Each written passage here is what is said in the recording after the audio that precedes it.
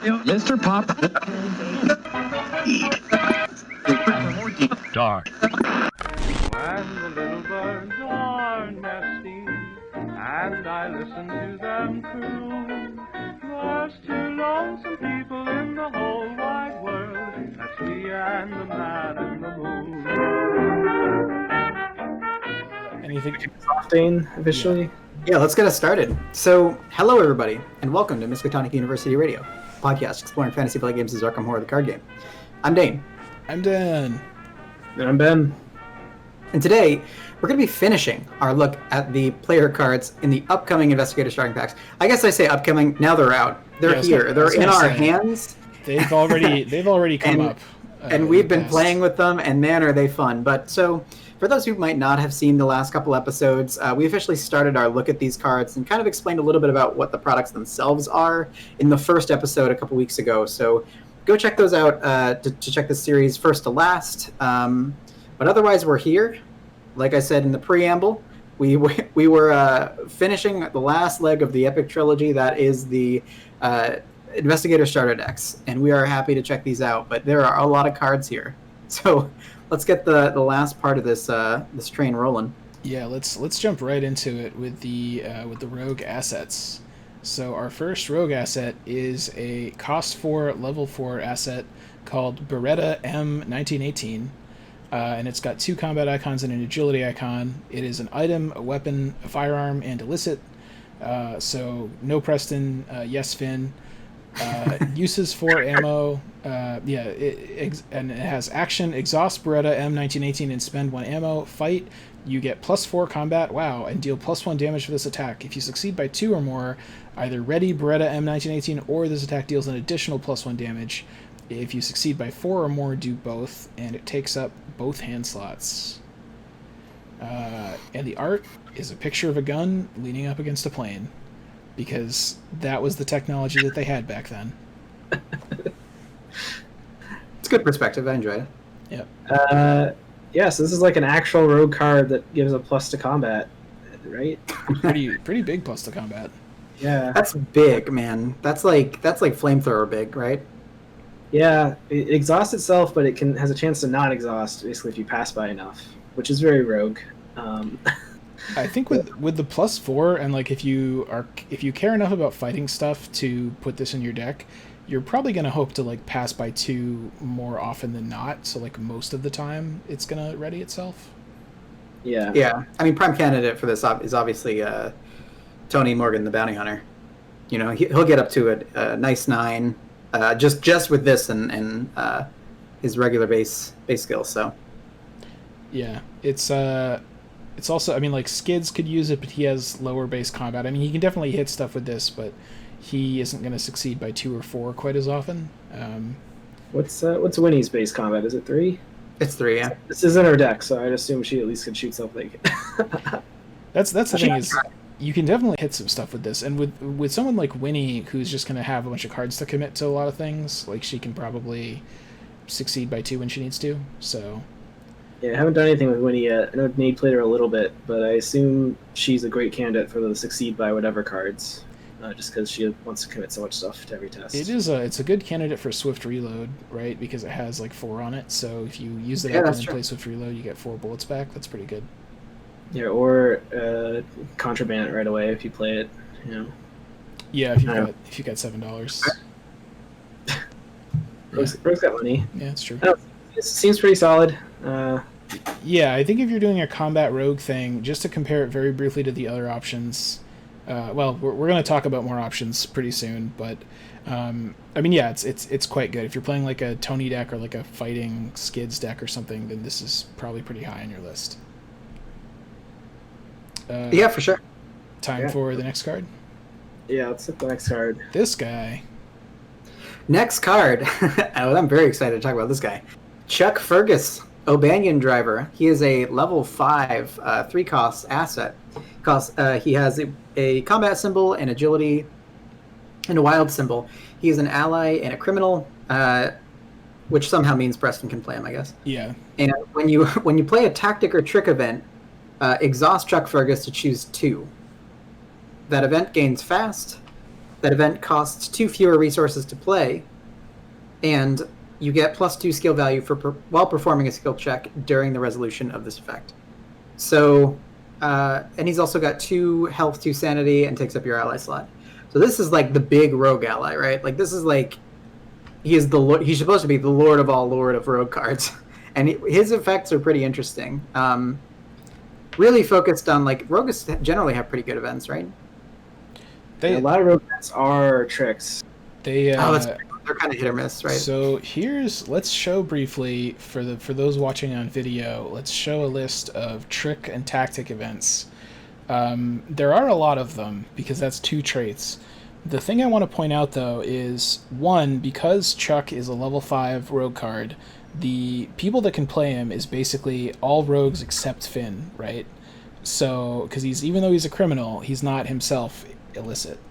So right. So Finn can't. So it's like non-Finn rogues, which is a pretty small selection. Which means that like some of these cards, like Waylay for instance, is a trick that's expensive. You would love to do it fast and save money on it, or to get a bonus on it. But I think there's nobody in the game that can play. Well, I guess Jenny can, right? There's like a couple. There's only like a couple, right? Preston.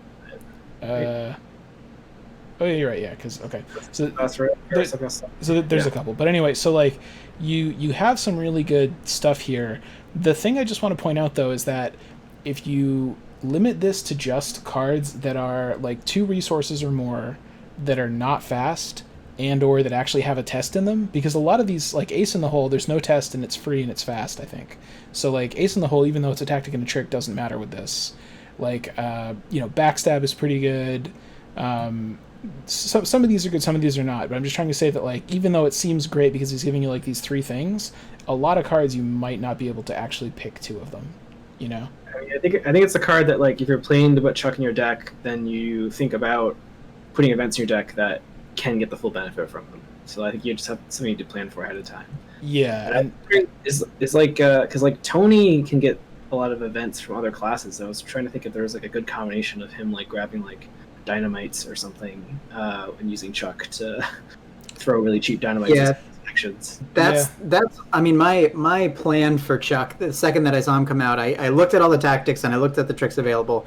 I figured Skids might be the best because he does have up to level 2 events, and there are some pretty good like dynamite level. I think there's a dynamite level 2, and like some other like big chunky events that he can use to pretty good effect. Like Pilfer is a new one that just came out, stuff like that. So I think that like he can do pretty well with this. But honestly, like what rogue screams events, right? Like who wants to play the most events? You can try this in Safina to see how it would work with her, but like I don't know if Painted World like gains the text like tactic or trick if you use it on it. So it's a copy of other cards, so yeah, it have the same traits. Nice. Well, that's pretty cool. I think but I think it's like the one class that is not really represented here is Mystics, right? So she would be limited to just rogue tricks and tactics, of which there are some good ones, but a lot of them are not really focused on what she wants to do. I don't know. Sure. I think the thing is like for 5 XP, you could probably make a Chuck Fergus deck that has a lot of tricks in it, and that would be pretty cool. But like I don't think you should just throw this in a normal deck unless you're pretty sure that you have enough tactics and tricks in it. Yeah, you need to. This is like a kind of a build your deck knowing that you're going to get this guy, and hopefully he'll give you your events the oof that they need to make a really big impact on the game. Captain Farnese also brings up a very good point here in chat. Makes let God sort them out easier to use, right? Marginally.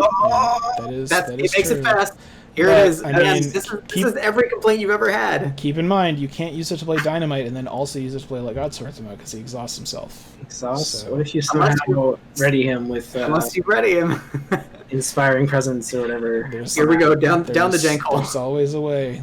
We're digging. We knew we were going to get here at the rogue cards, man. We're here. I would like to point out that he has a very modern, cool guy-looking beard and haircut with the kind of like side shave there. It seems almost anachronistic, but only, I don't know, maybe that kind of thing was also popular in 1920 or whatever. So Cracking in the chat, so they misspelled Colin Farrell. I think that's a very, very apt comparison here. I could definitely...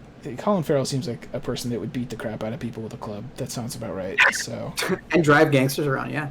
Well, Chuck seems pretty cool, but we still have like 3,000 cards to go through, so let's Here we go. We do. So next card is Leather Jacket. This is a level 0, 2-cost asset with 1 combat icon on it. It's item and armor, and it is fast. It has 2 health on it and takes the body slot. That's it. It's pretty simple. It's kind of like a rogue version of like Leather Coat. Yep. It costs money. It's fast instead of being free. Yeah, and I think being fast is kind of nice. I mean, Leather Coat is already a card that like you kind of just, a lot of times you don't even play it. You keep it in hand because you're a character with low health and you want to have it in case you need it. Right. You can't play this like during a test in Mythos phase, for instance, right? You could play it like during enemy phase, or you could play it... No, actually, you can't play it during enemy phase either. You can only play it during your turn because it's an asset. That's such a weird rule that is very unintuitive, I think. I really wish that they would... I don't know. Yeah, I don't know. I mean, suppose you can play both this and Leather Coat. I think unless you're very rich, I'd probably rather play Leather Coat. What do you guys think? I love Leather Jacket. I've been using it on Return to Forgotten Age with Wendy, just because I know that you're going to take some arrows from the trees. And this thing, I mean, Wendy with scavenging is really fun anyway, with like old keyring and stuff like that. But this just like packs. You'll get hit from an arrows from the trees. You get your Lockpicks investigation, pull it back from the bin, play it for fast again, and it just keeps sticking around. So I really like this card a lot. I think that it covers the base, like kind of like how pickpocketing level 2 is like way better than pickpocketing level 0. It's like you basically, the only reason why you play Leather Coat is if you can't play Leather God, see, this is the thing. They have Leather Coat, they have Leather Jacket, and then they have Trench Coat.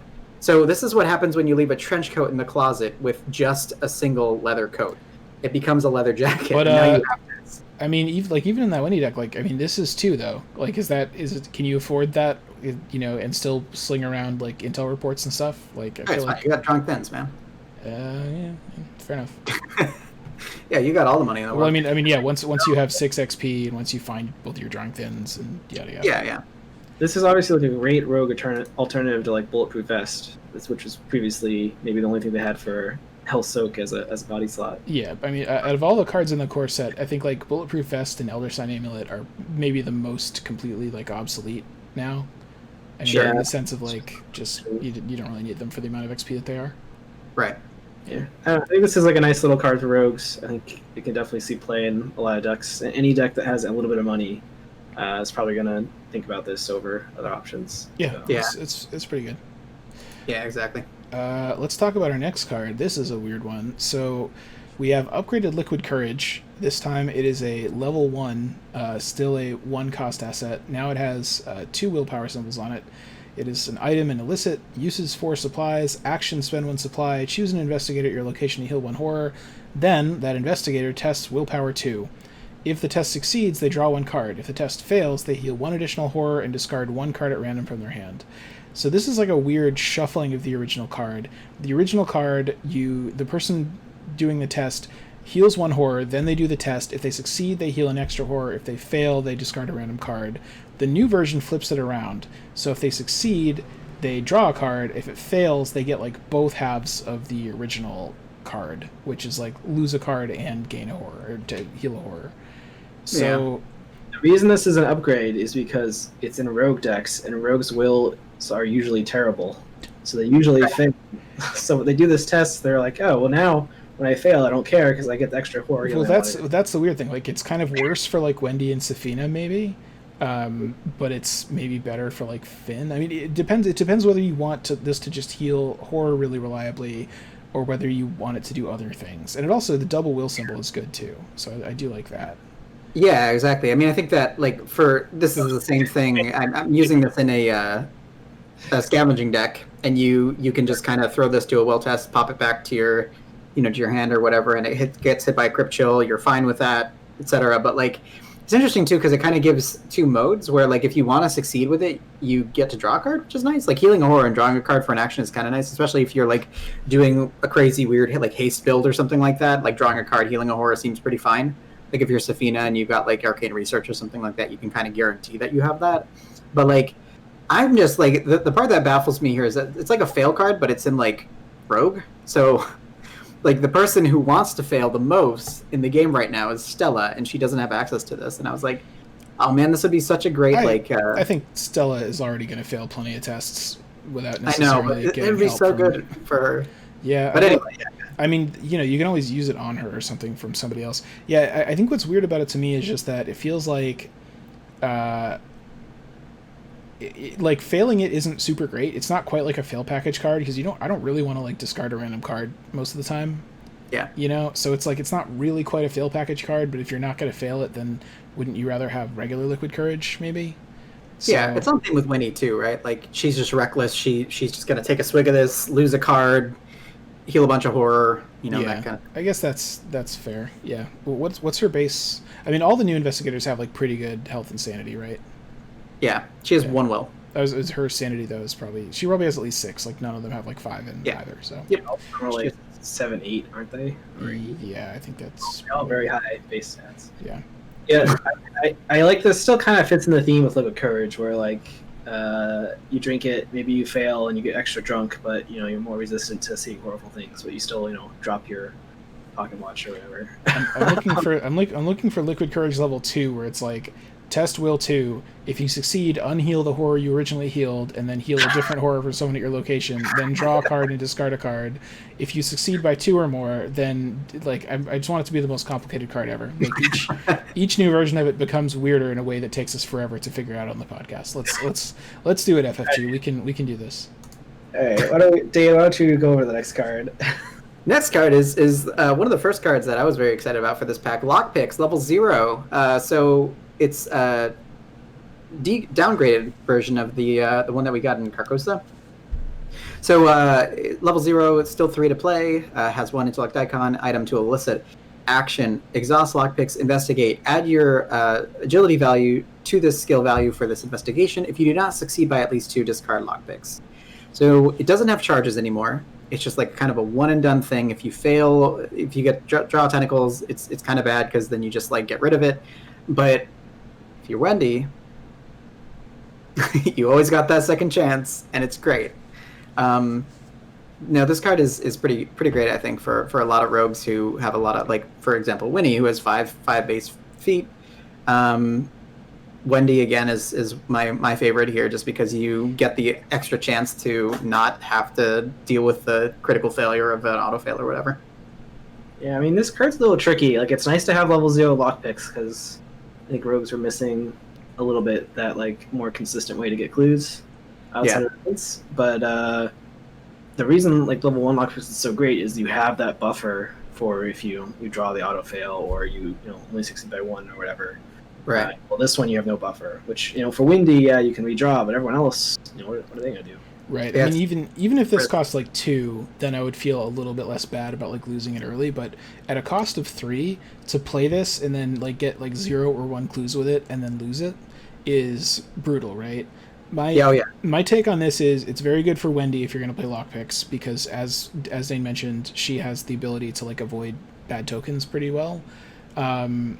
And then the other part of it is like you just have to have really high int plus agility. Like you have to be high enough that you're almost always going to pass by 2, because that's the thing, is like you don't just need to pass the test.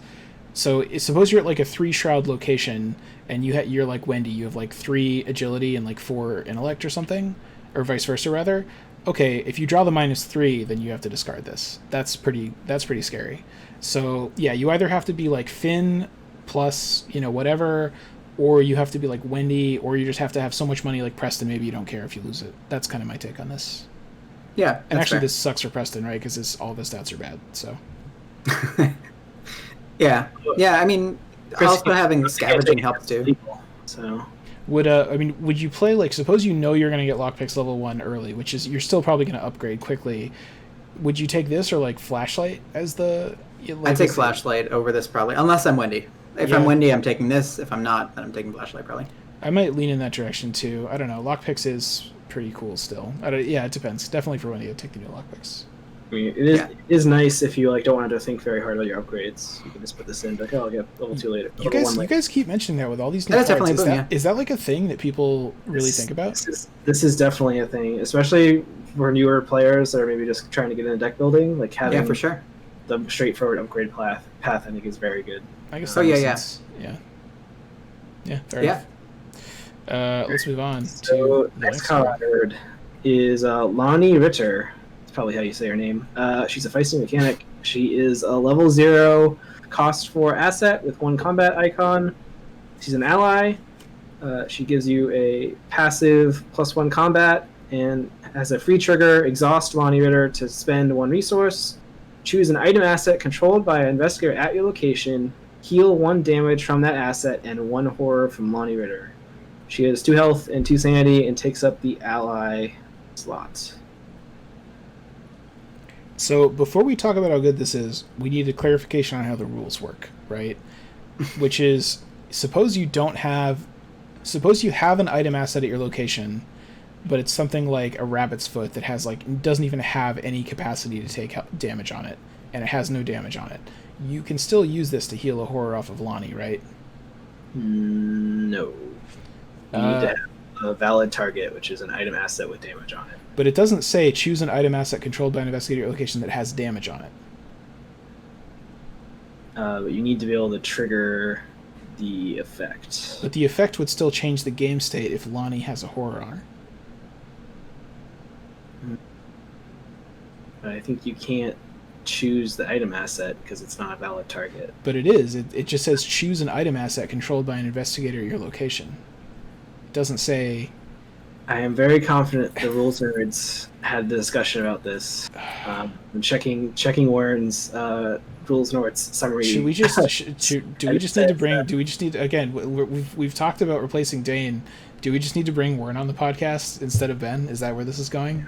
You can fire me too. You can bring that other Dan onto the podcast instead of me. That'll be fine. Rules most often. He's just compiled it nicely into a list I can look at. That still seems useful. That seems really useful. But the consensus was that you need to have a valid target to be able to trigger this. So you do need to. I agree. I think we're just disagreeing on what valid target is, and you're probably right because you spend way more time reading about the rules than I do. But yeah, I don't know. I mean, I think if that's the way it works, if you need to have a damage on an item and a horror on Lonnie, then that is pretty hard to do. Yeah, I mean, this is Leathercoat was printed with it, right?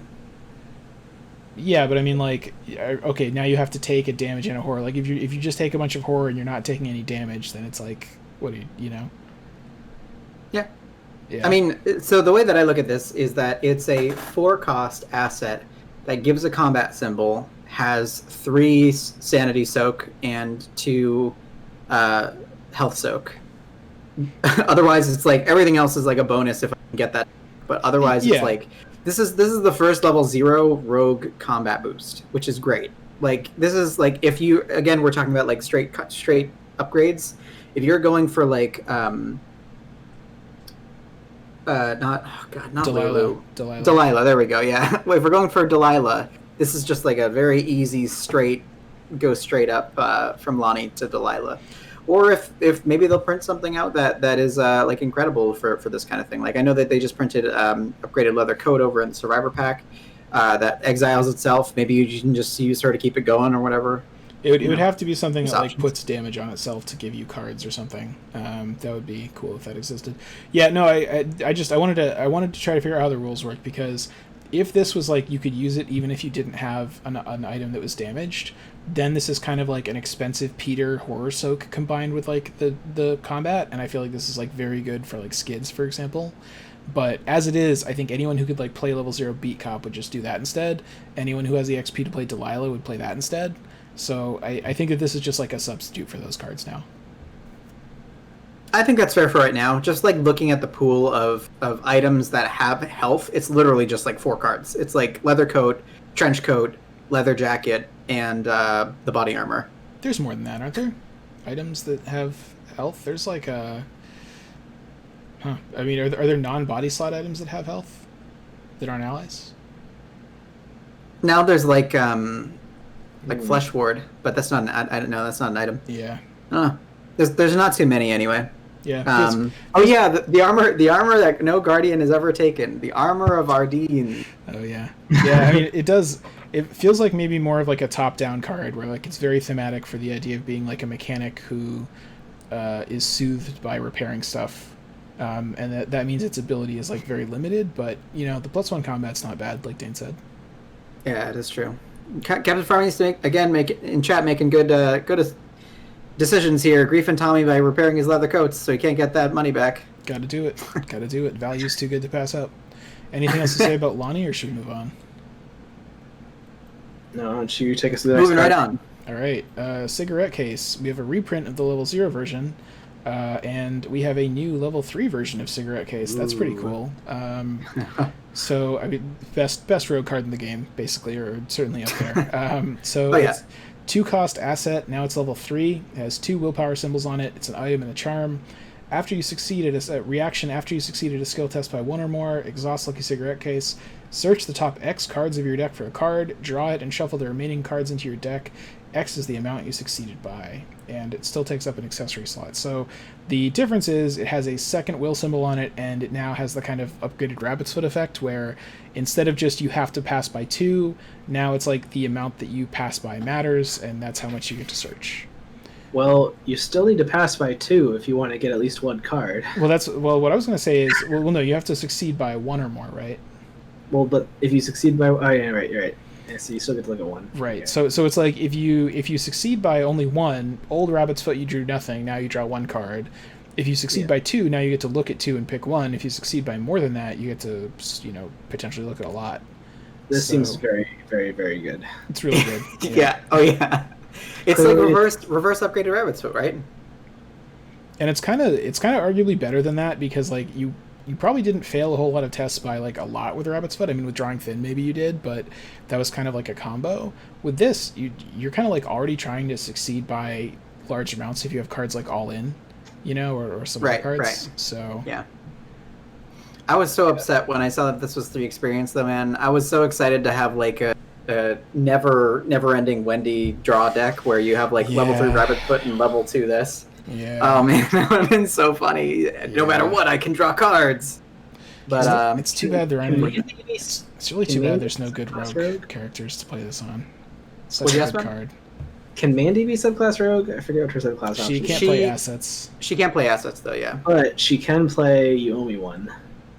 That's true. Steal this from the rogue from like a Tony or something. True. Yeah. I mean, this would be pretty good with a glyphs archaic glyphs where you succeed by 10. That's pretty. I guess she could solid. just trigger her ability on the rogue that has this in play, but if she wanted to. Doesn't sound super likely, but no, fantastic, very very good card and pretty much every very good card. I mean, the base cigarette case is so good. I still feel like this isn't a massively high priority upgrade compared to other stuff, but it is very very good once you have the XP. Yeah, definitely strong. Yep. All right, Dean, next card. All right, next card is MUR C96. It's a 4-cost rogue asset. Has 1 agility symbol on it. It is an item, weapon, firearm, and illicit, which means Preston can't play it. Uses 5 ammo.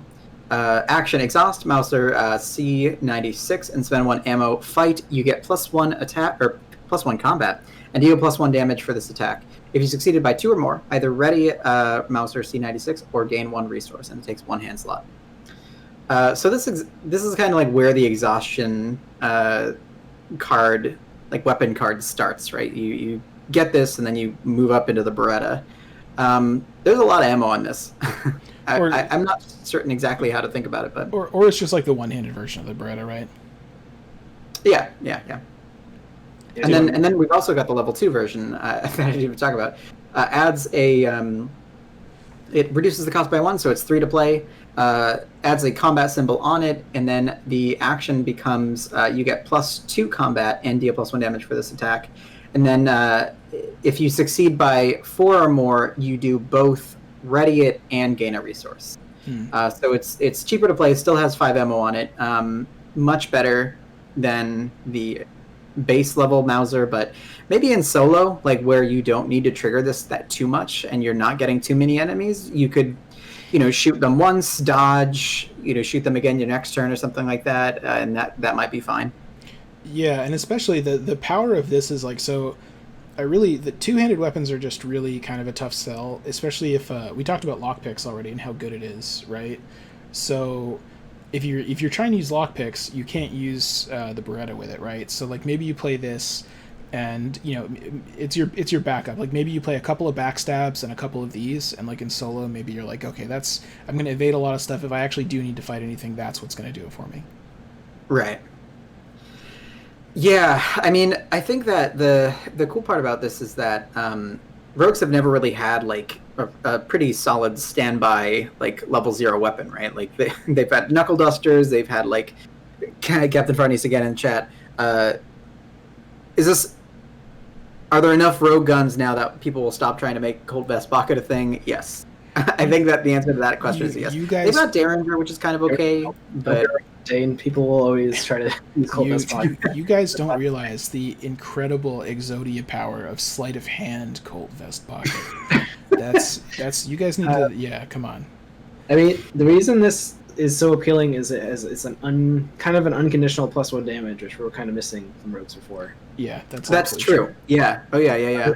Previous +1 damage is like we're contingent on like succeeding by 2 or other nonsense. Well, this does exhaust itself, but right. But I mean, maybe you play 2 of them, right? Like maybe you have like 2 of these and 2 of some other weapon, and you're gonna try to just be able to ready this by succeeding by a lot. But even if you fail, well, you've got another one. Maybe you've got backstabs. Maybe you just evade it and try again next time. Like for most of these rogue decks, the possibly exhausting itself thing is like not the worst downside that these could have. Yeah. Right. Yeah. Exactly.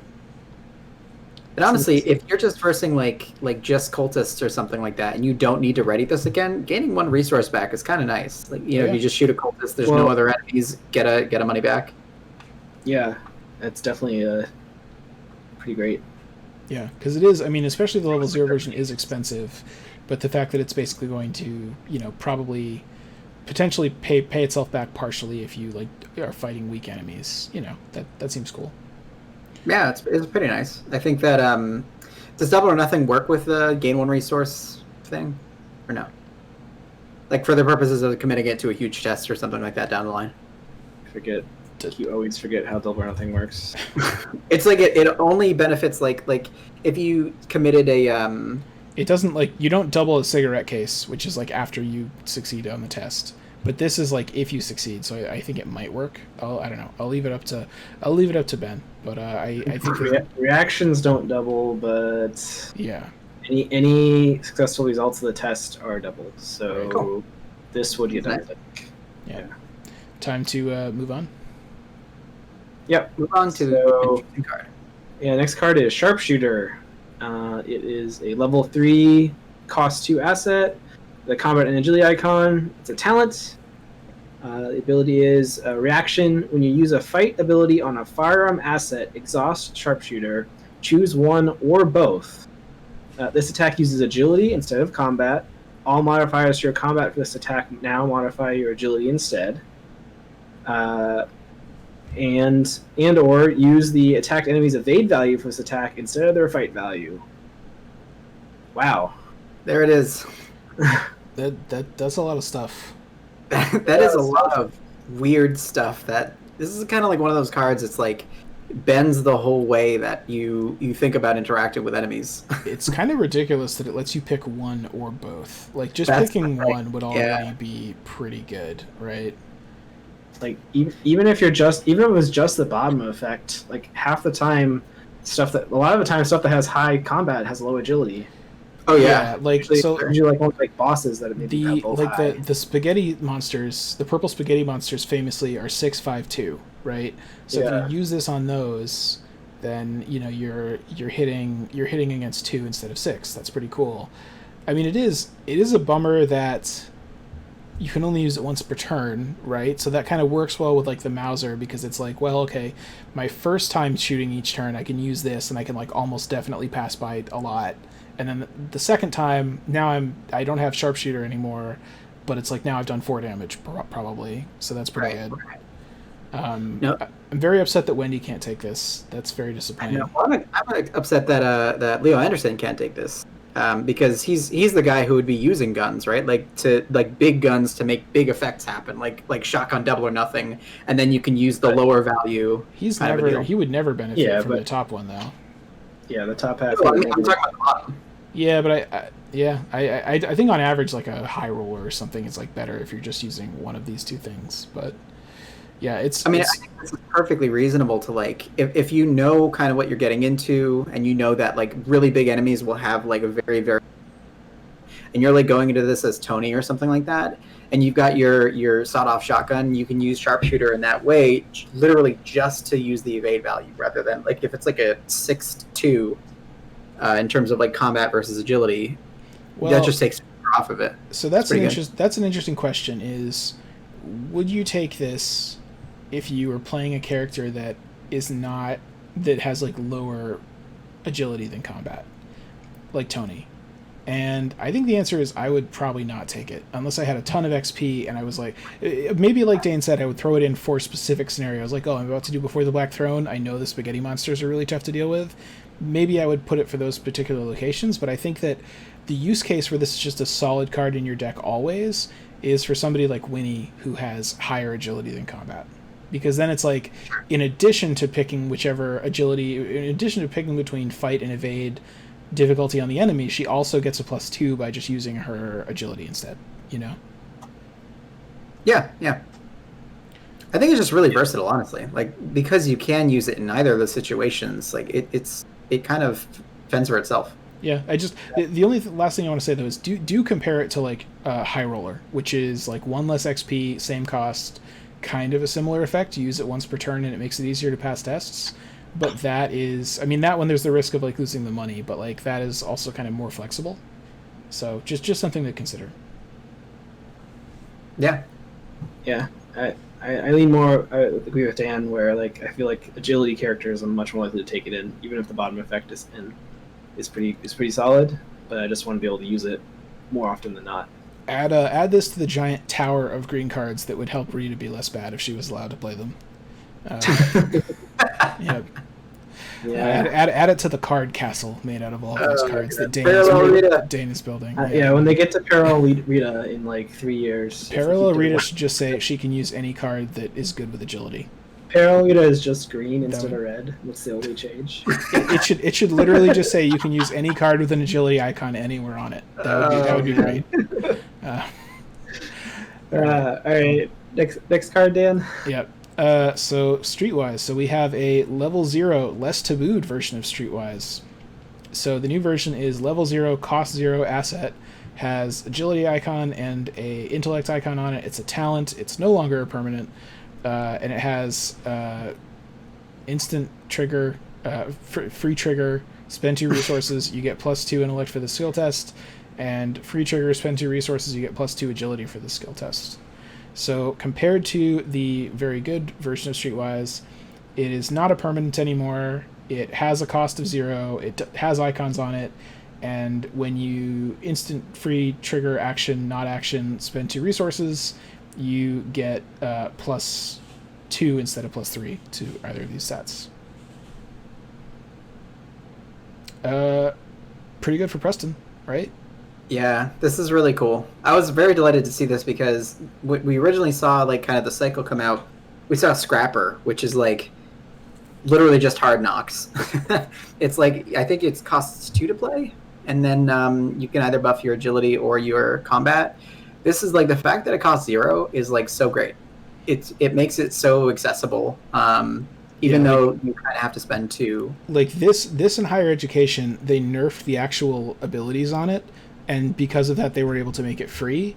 Scrapper, they kept the ability on it the same, even though that ability was not as good. So they made it cost money, I think. That's fair, yeah. But I think this dimension is just so much better because like you don't want to have to pay 3 up front for it to basically just sit there and do nothing. You wanted to just play it even when you're broke, just have that accessibility for that when you actually do have 2 resources, you can use it to dodge something. 2 in a stat is pretty fine. Yeah, I mean spending 2 to boost 2 is what were the that one code gate breaker that was like the only way criminals get through code gates for a while until late in the game? But no one there was like there were like criminal breakers that were like you had to pay 2 to boost them by 2, whereas most would be like, Chuck Fergus. The classic things like Corrodor were like pay 1 to boost 1.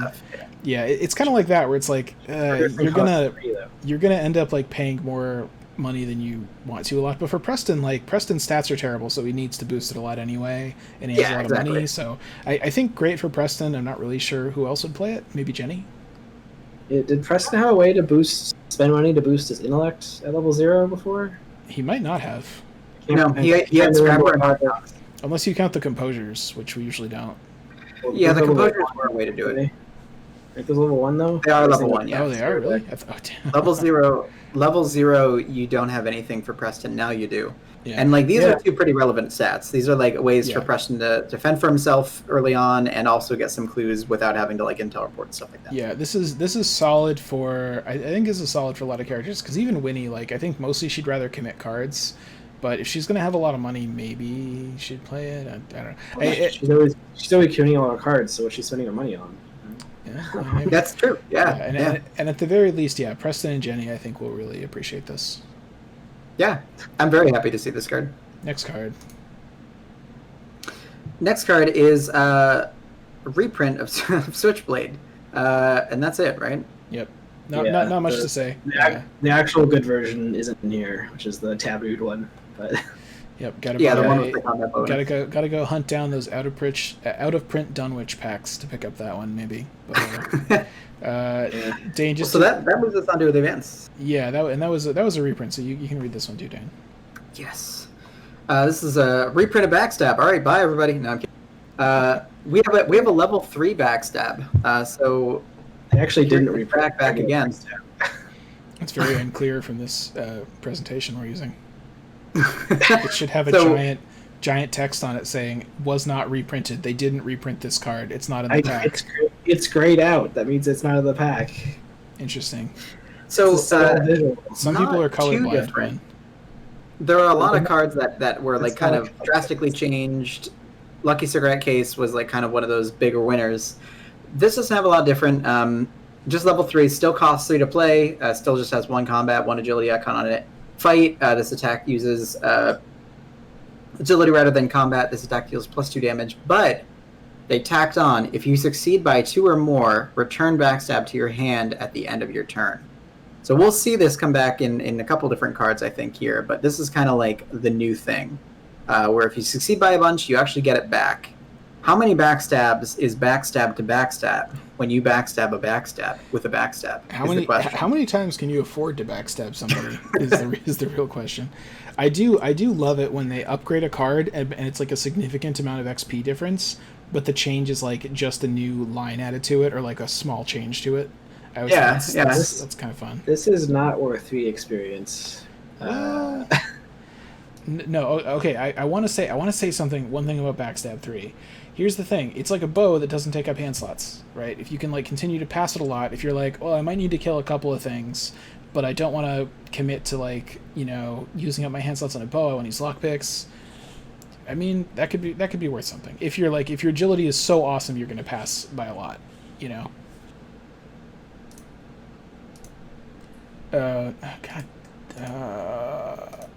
No, I'm fixing it. Okay, Ben, say something. All right, saying something now. So that means our whole bit about the pocket sand will be podcast only. Is that? There it is. Well, keep talking about it, so I have more stuff to edit out. All right. So Cheap Shot is we have reprint of level 0, and we have a new level 2 version. So it still costs 2. It still costs 2 and has a combat and agility icon on it. Still a trick. The ability is still fight. Add your agility to your skill value for this attack. If you succeed by 1 or more, automatically evade the attacked enemy. The original was 2 or more. And then this also has, if you succeed by 3 or more, return Cheap Shot to your hand at the end of your turn. So very similar to Backstab, except this one costs 1 less experience and improves upon the base ability, as well as adding the return to. It's really weird that they changed all the numbers around a little bit. They didn't just like add the if you succeed by 2 or more. Right. This is what I mean. I mean, I guess this already was if you succeed by 2 or more, so they couldn't just do that. Yeah. So well, I guess maybe they didn't want it to be succeed by 2, succeed by 2, and then succeed by 4 more. Yeah. But why does this cost 2 experience instead of 3? I know. This is what I mean. Like they can take it, They gave this the treatment, right? This is like actually kind of reasonable. I've never played Cheap Shot before until I saw my friend, good old Dan A, who was on the cast a long time ago now. use it in Rita, which was kind of cool because when you fight, you evade, and then you also or no, you fight, you succeed, you get a punch in, but you also get the evade trigger from Rita. It is, so you kind of get 2 damage. It is part of the much smaller pile of rogue cards that Rita is allowed to play. I know, and this got the treatment. This is a 2 experience, and this does seem good for Rita, right? Can she play? Can she play up to level 3 tricks or something? I think it's level. Yeah, because she can play Ace in the Hole. Yeah. Yeah. So, I mean, compare this to the Backstab upgrade. This seems like a much bigger upgrade. I guess because fighting is maybe more valuable usually. It's like a much bigger upgrade to a worse card, I think. Right. That's exactly it. Yeah, it's okay. It's still a fight, and it gives you probably automatically evade because if you want to fight with your agility, anyway, it means your agility is probably high. Yeah. I'm still not impressed by the return to hand than your turn thing, but if you combo this with Chuck, then maybe it's fast and free. Right. It would be kind of nuts if you got these cards back immediately, so you could just like cheap shot. That's exactly it. That'd be kind of fun. It is very confusing why it's at the end of your turn. There's also some fun rules ambiguity there. Because what happens if happens if the card gets taken out of play by getting shuffled into your deck because your deck shuffles, or something else happens to it, it turns into face down.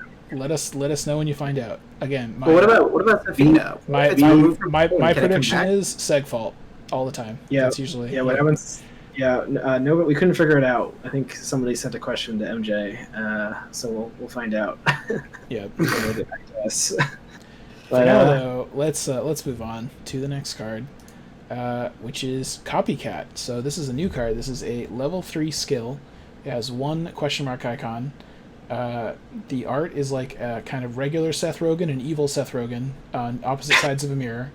It is a gambit, and it says, after you commit Copycat to a skill test, search the discard pile of another investigator for a skill you can commit to this test and commit it. After this test ends, place that card on the bottom of its owner's deck. Oh my god, this is a card? I didn't even... It's a fun one. It's a fun one. What? I'm pretty sure this is an FFG employee art, but I don't remember who it was. Oh, really? Seth Rogen works at FFG? No, that's not so weird. He actually interned there for 2 weeks. Wow, that would explain a lot. It's kind of weird. This is 3 XP, right? Like, this is cool, but it seems like a fun card, not like 3 XP is a lot, isn't it? Yeah, this is definitely a fun card because it relies on you to be able to grab cards from other players, but it could give you access to weird cards you normally can't commit, even simple ones like deduction or vicious blow. If you have a Mandy or whatever that has level 2 deductions and perceptions, then in your investigating it becomes kind of cool, Yeah, and this is any skill card, so you could grab a high level skill card from them as well, like the upgraded cantrips, but obviously cooler ones as well. It's unfortunate that you can't grab an all-in out of your own discard pile, because that would be a hell of a combo actually if you could do that. Yeah. Well, if you're doing the all rogue run,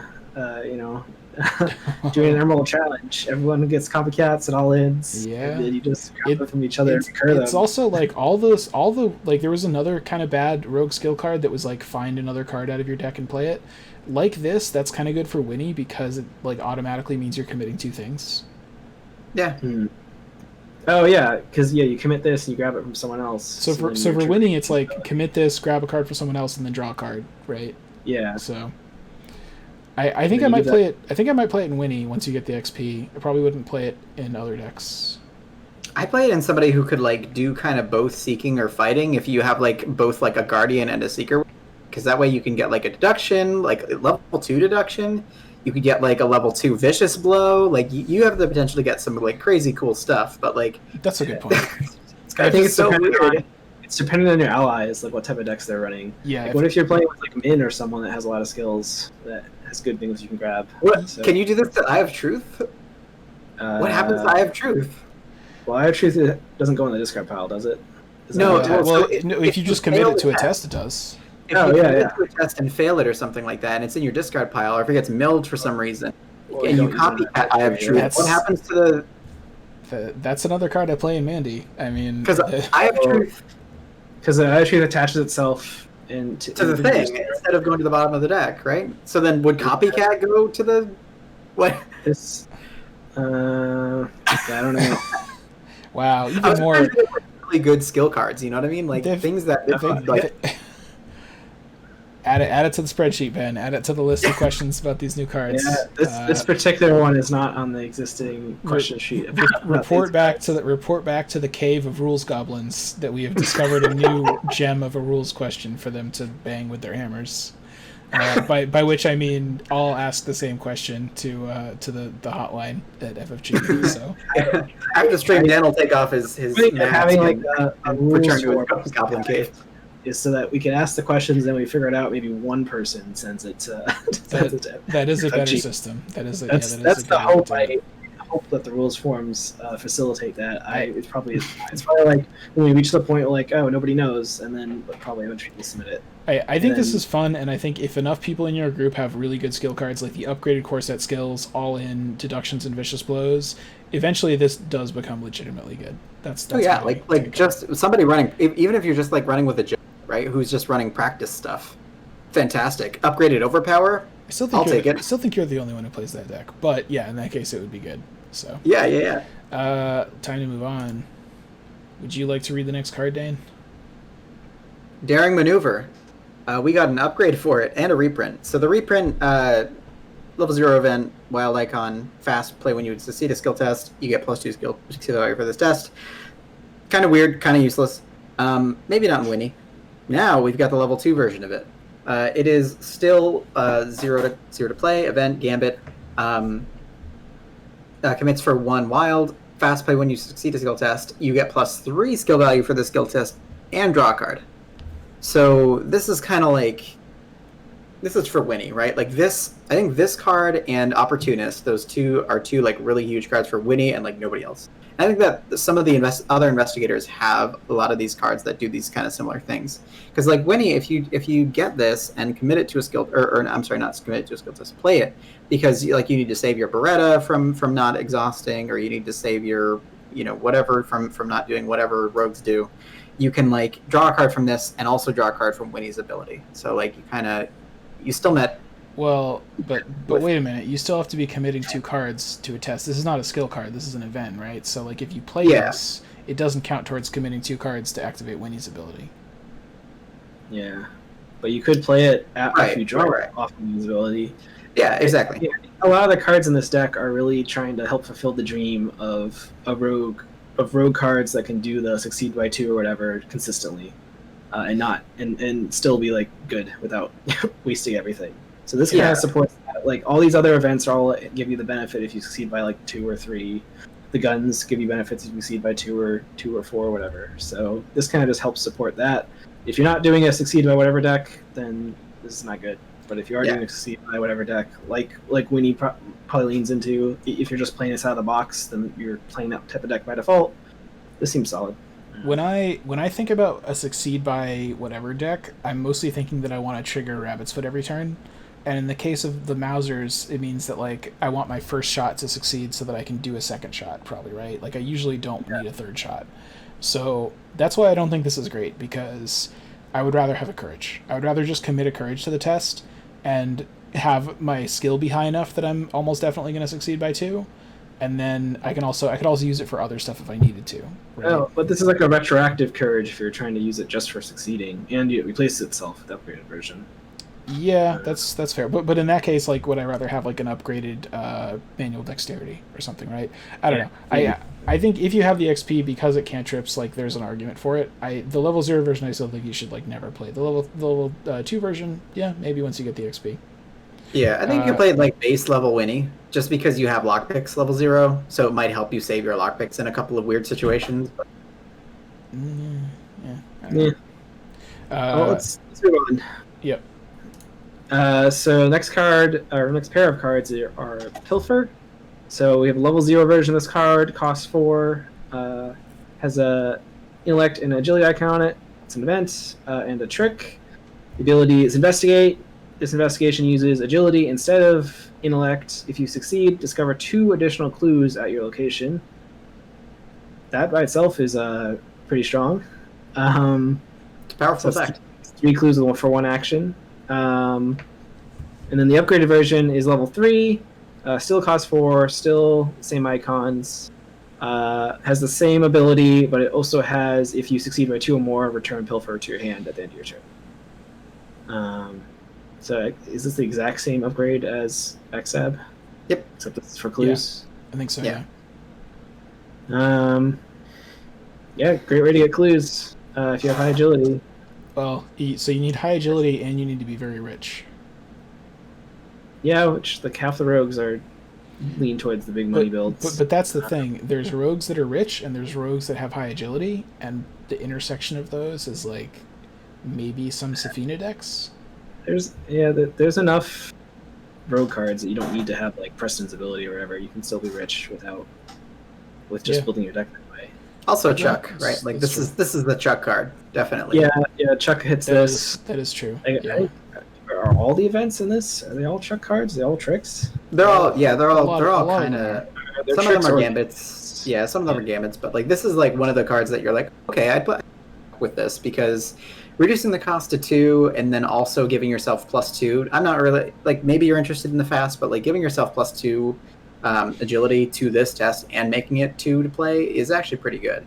Yeah, that's definitely true. Harrison also mentions that Rita can play it, and if Rita can afford it, right. like shenanigans, then yeah, it's pretty strong for her. Yeah, I mean we talked about.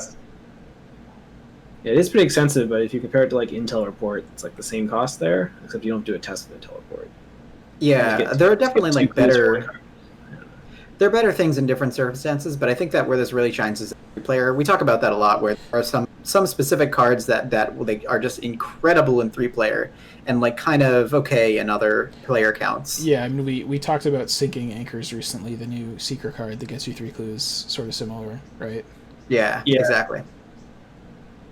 Yeah, so it seems like a good card. I think rogues needed maybe a little bit more options for getting clues. just be mindful if you put it in your deck that 4 is a lot of money, right? Like for Preston, it's not a lot of money, but for everybody else, it's quite a bit. So for sure. If you're gonna be recurring it, it's gonna be a lot too. So you definitely have to have a way to get money. Yeah, and next up. Yep. So next up we have Slipaway. So the level 0 version is reprinted, and the level 2 version is a 2-cost event with a intellect and agility symbol. It's a trick. It says evade, add your intellect to your skill value for this evasion attempt. If you succeed by 1 or more and the evaded enemy is non-elite, it does not ready during the next upkeep phase. If you succeed by 3 or more, return Slipaway to your hand at the end of your turn. So this is like the same upgrade as Cheap Shot, exactly. Right. Yeah. The difference being that Slipaway was already a pretty good card, right? Yeah, exactly. And this was also actually used in like some pretty good decks. Like Finn wants this. Rita can also take it. Like we call it super evading, or you know, like I don't know what everybody else calls it. What does everybody else call this kind of effect? But yeah, like this effect is kind of great. Yeah, I would already play the level 0 Slipaway in Wendy sometimes, and she can take this. Once she has like Moonstones and Peter and stuff out, she can probably succeed by 3 and potentially reuse it. So that's pretty great. I think this is good for the decks that Dane mentioned. I like this return to hand effect a little bit more than the other ones, just because it's cheaper in general to play, and like I maybe don't need to immediately attack again like with the other cards. Maybe I want to be able to fight again with those other cards. If I've evaded something, I don't need to immediately evade again, so I don't mind that it's like not till the end of my turn. Yeah, you're not playing this in the hopes that you can play it again next turn. You're playing this because like it's a great card already, and it gives you even better odds to succeed by 1 or more. You know what I mean? That's also a really big important part of this card too. Yeah, I'm really happy with this card. And you're gonna trigger Cigarette Case off of it, like the level 0 version. Yeah, like you're gonna play it in like Wendy with Moonstones and Peter, or like Finn with Lola Santiago. Like you're gonna play it in characters that have high enough agility plus intellect that they are almost definitely gonna succeed by 1, probably succeed by 2, very likely succeed by 3. So yeah, exactly. Seems pretty good card. Let's move on though to the next one. Next card is Sneak By. So this is the last rogue event we're going to be talking about tonight. Sneak By is a level 0 event. Has 2 agility icons on it. It's a trick evade. When this action begins, gain 2 resources. So this is kind of along that whole cycle of there's burning the midnight oil, clean them out, and we got Sneak By now. Sneak By pretty solid kind of a rogue event if you're looking for like a event-based decks. Can give you some money in a pinch, but also commits for two agility, which is something that the other ones don't offer actually. You know what I was kind of thinking? Are these like, I don't think there's a purple version of this, right? Is it because the purple version is on Cage? Kind of. It's kind of a interesting analogy, yeah. It's not. What was it? There's only like 3 basic actions that are skill test based, right? Yeah. It'd have to be like parlay or something, right? It could be.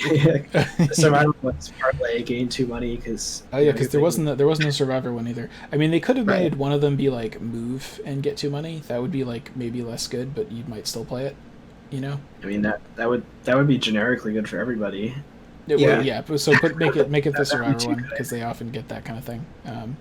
But I like that this has double agility on it. That means that it's like pretty reasonable if you think that you might want to commit it as Winnie or you might need money. Not bad. Very basic, yeah.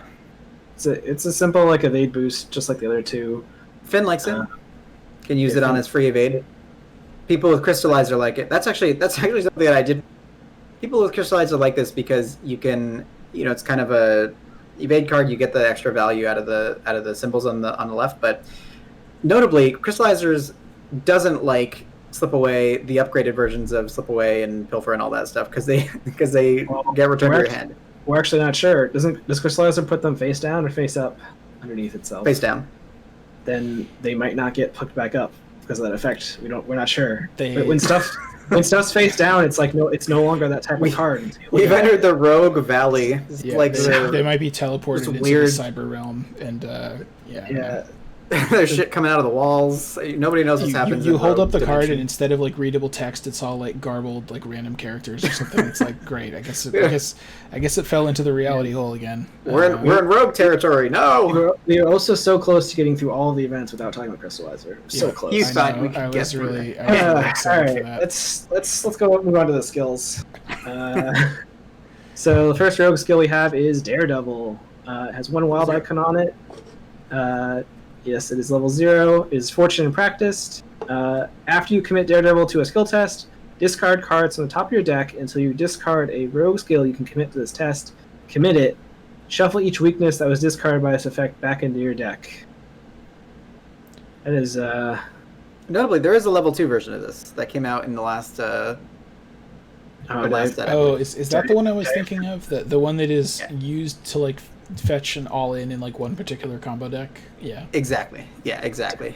Did I forget there was a level 2 version? Man, no. Winifred is on a ton of these. 2 or 3. Winifred is on a ton of these cards. Like we talked about how Stella was only on like 1 besides her signature cards. Yeah, she's on like basically all these cards. Winifred's on like most of these, yeah.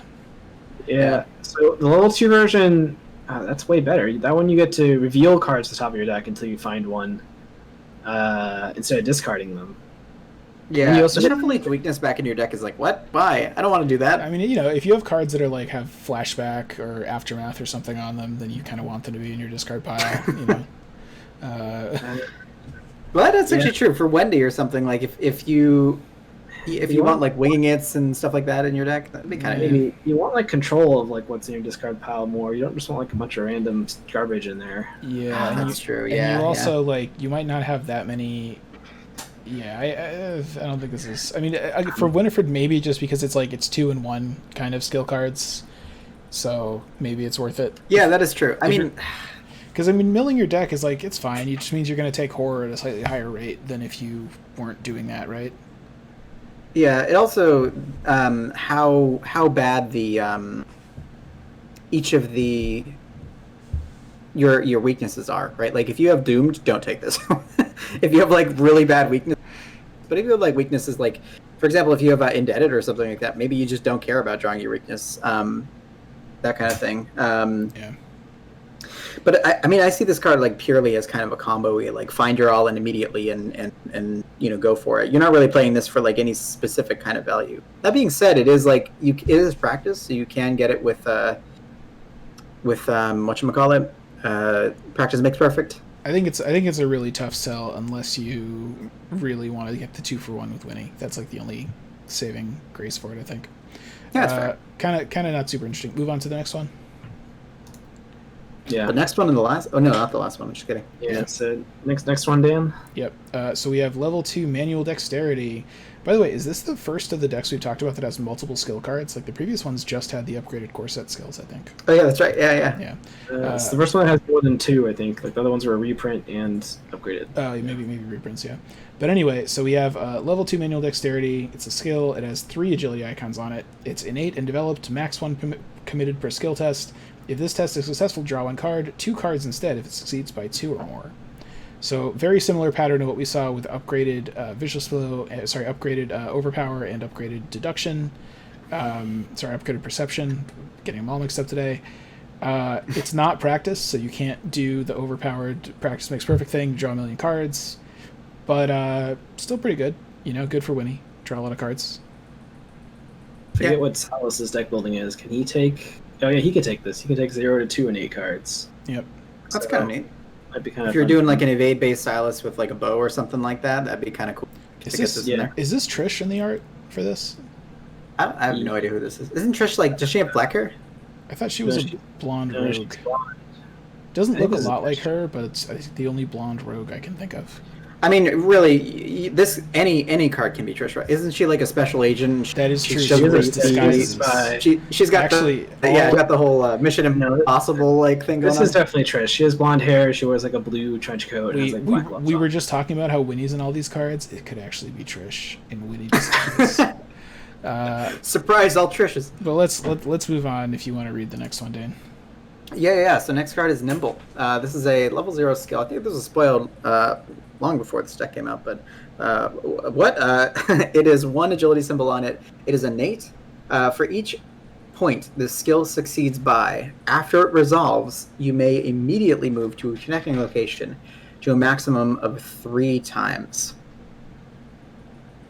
This is such a weird one. This is like this is like we're in rogue country, folks.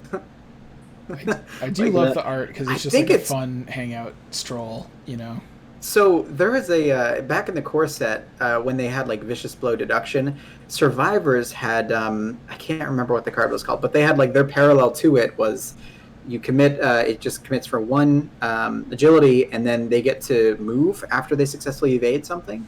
So this is like, compare this to that, where this is just like you can move 3 times to a connecting location. That's kind of nuts, right? Like that's like a lot of movement for 1 action. Yeah, it gets interrupted if there's like it doesn't get interrupted, but if there's enemies in the way, they'll get to jump on you. They won't AOO, I guess. That's actually kind of funny. I think in the ridiculous combo decks that cycle all in, I think that you could like cycle this too, and you could sort of like move around while you're comboing, which might do some stuff. I don't know. Yeah. Something to This think about. this definitely seems like a fun nonsense card. It's really hard for me to evaluate like, objectively if it's good or bad. It's going to be very scenario dependent and situation dependent, but Yeah. it could be really fun. Adaptable it in for certain scenarios probably, and it's like in Winnie you just want cards that you can commit to commit 2 things to every test to draw cards, right? So like maybe you fit 1 or 2 of these in there. It is only an agility icon though, so that means you can only use it on agility tests. But that's the thing, you can use it on any agility. It's not just like when you're evading an enemy. So it's kind of cool. Yeah, But- it's just like if you're not using like the bow, like you can't use it on lockpicks, right? So Yeah. Call it with a sharpshooter. I don't Guys, know. It just Either way, Rita's just crying in the corner, right? Like this is like yeah, add So- it to the larger of the 2 piles. don't worry, Silas could use it. So yay, Silas. Next card. Reprint of Opportunist, not exciting. yeah, I mean, obviously, great Winnie card, right? Bad for everybody else. Good for yeah, Winnie. this is like an auto-included Winnie. Yeah. Like you just take this every time. it stacks with the succeed by whatever effects. Exactly. Yeah, absolutely. So So does this mean we're halfway through? we're halfway through. Let's immediately jump right into the Mystic cards. Directly Mystic cards. Hooray! So Assets. Assets are up first. Arcane Studies, level 4. So we've seen level 0 and level 2 of this in the core set and Return to core set. This one is cost 2. It has 2 willpower and 2 intellect icons on it. It's a talent. It has uses, 2 resources. Replenish these resources at the start of each round. Free trigger. Spend one resource from your resource pool or from Arcane Studies, you get +1 willpower or +1 intellect for this skill test. Compared to the originals, the level 0, neither one of the other two has the recurring 2 resources on it, and the level 2 one costs 0 to play though to start. So we saw. It's basically like Guardians and Mystics got an upgraded version of the core set talent, and the other 3 classes got downgraded versions of the Dunwich talents. Yeah. Oh yeah. That's what Okay. happens. Interesting. I think it's because Keen Eye is kind of hard to downgrade because it's kind of eh. And Blood Pact is hard to do anything with. Literally. Man, I mean, why didn't they do that? I want a level 0 blood. Should have been like put half of a Doom on it to get plus half to one of your skills. And That's what Marie needs, man. The theme of the Jacqueline deck has nothing to do with Doom. I don't know if any of these cards. Yeah, have that's fair. manipulation That's fair. stuff. So Yeah. they're all about manipulating chaos tokens. So, That's Blood- so it fair, makes yeah. more sense. Blood here. Pact, we So- love you, even if nobody else does. So I've forgotten what we said about the Guardian one. I feel like we said it was pretty alright. Yeah. Cost 4 experience. That's a lot.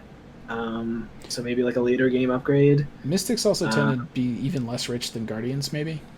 Yeah, but this is a recurring 2 resources, so you can use it every turn as like a guts if you want, or perception, or split it up Yeah.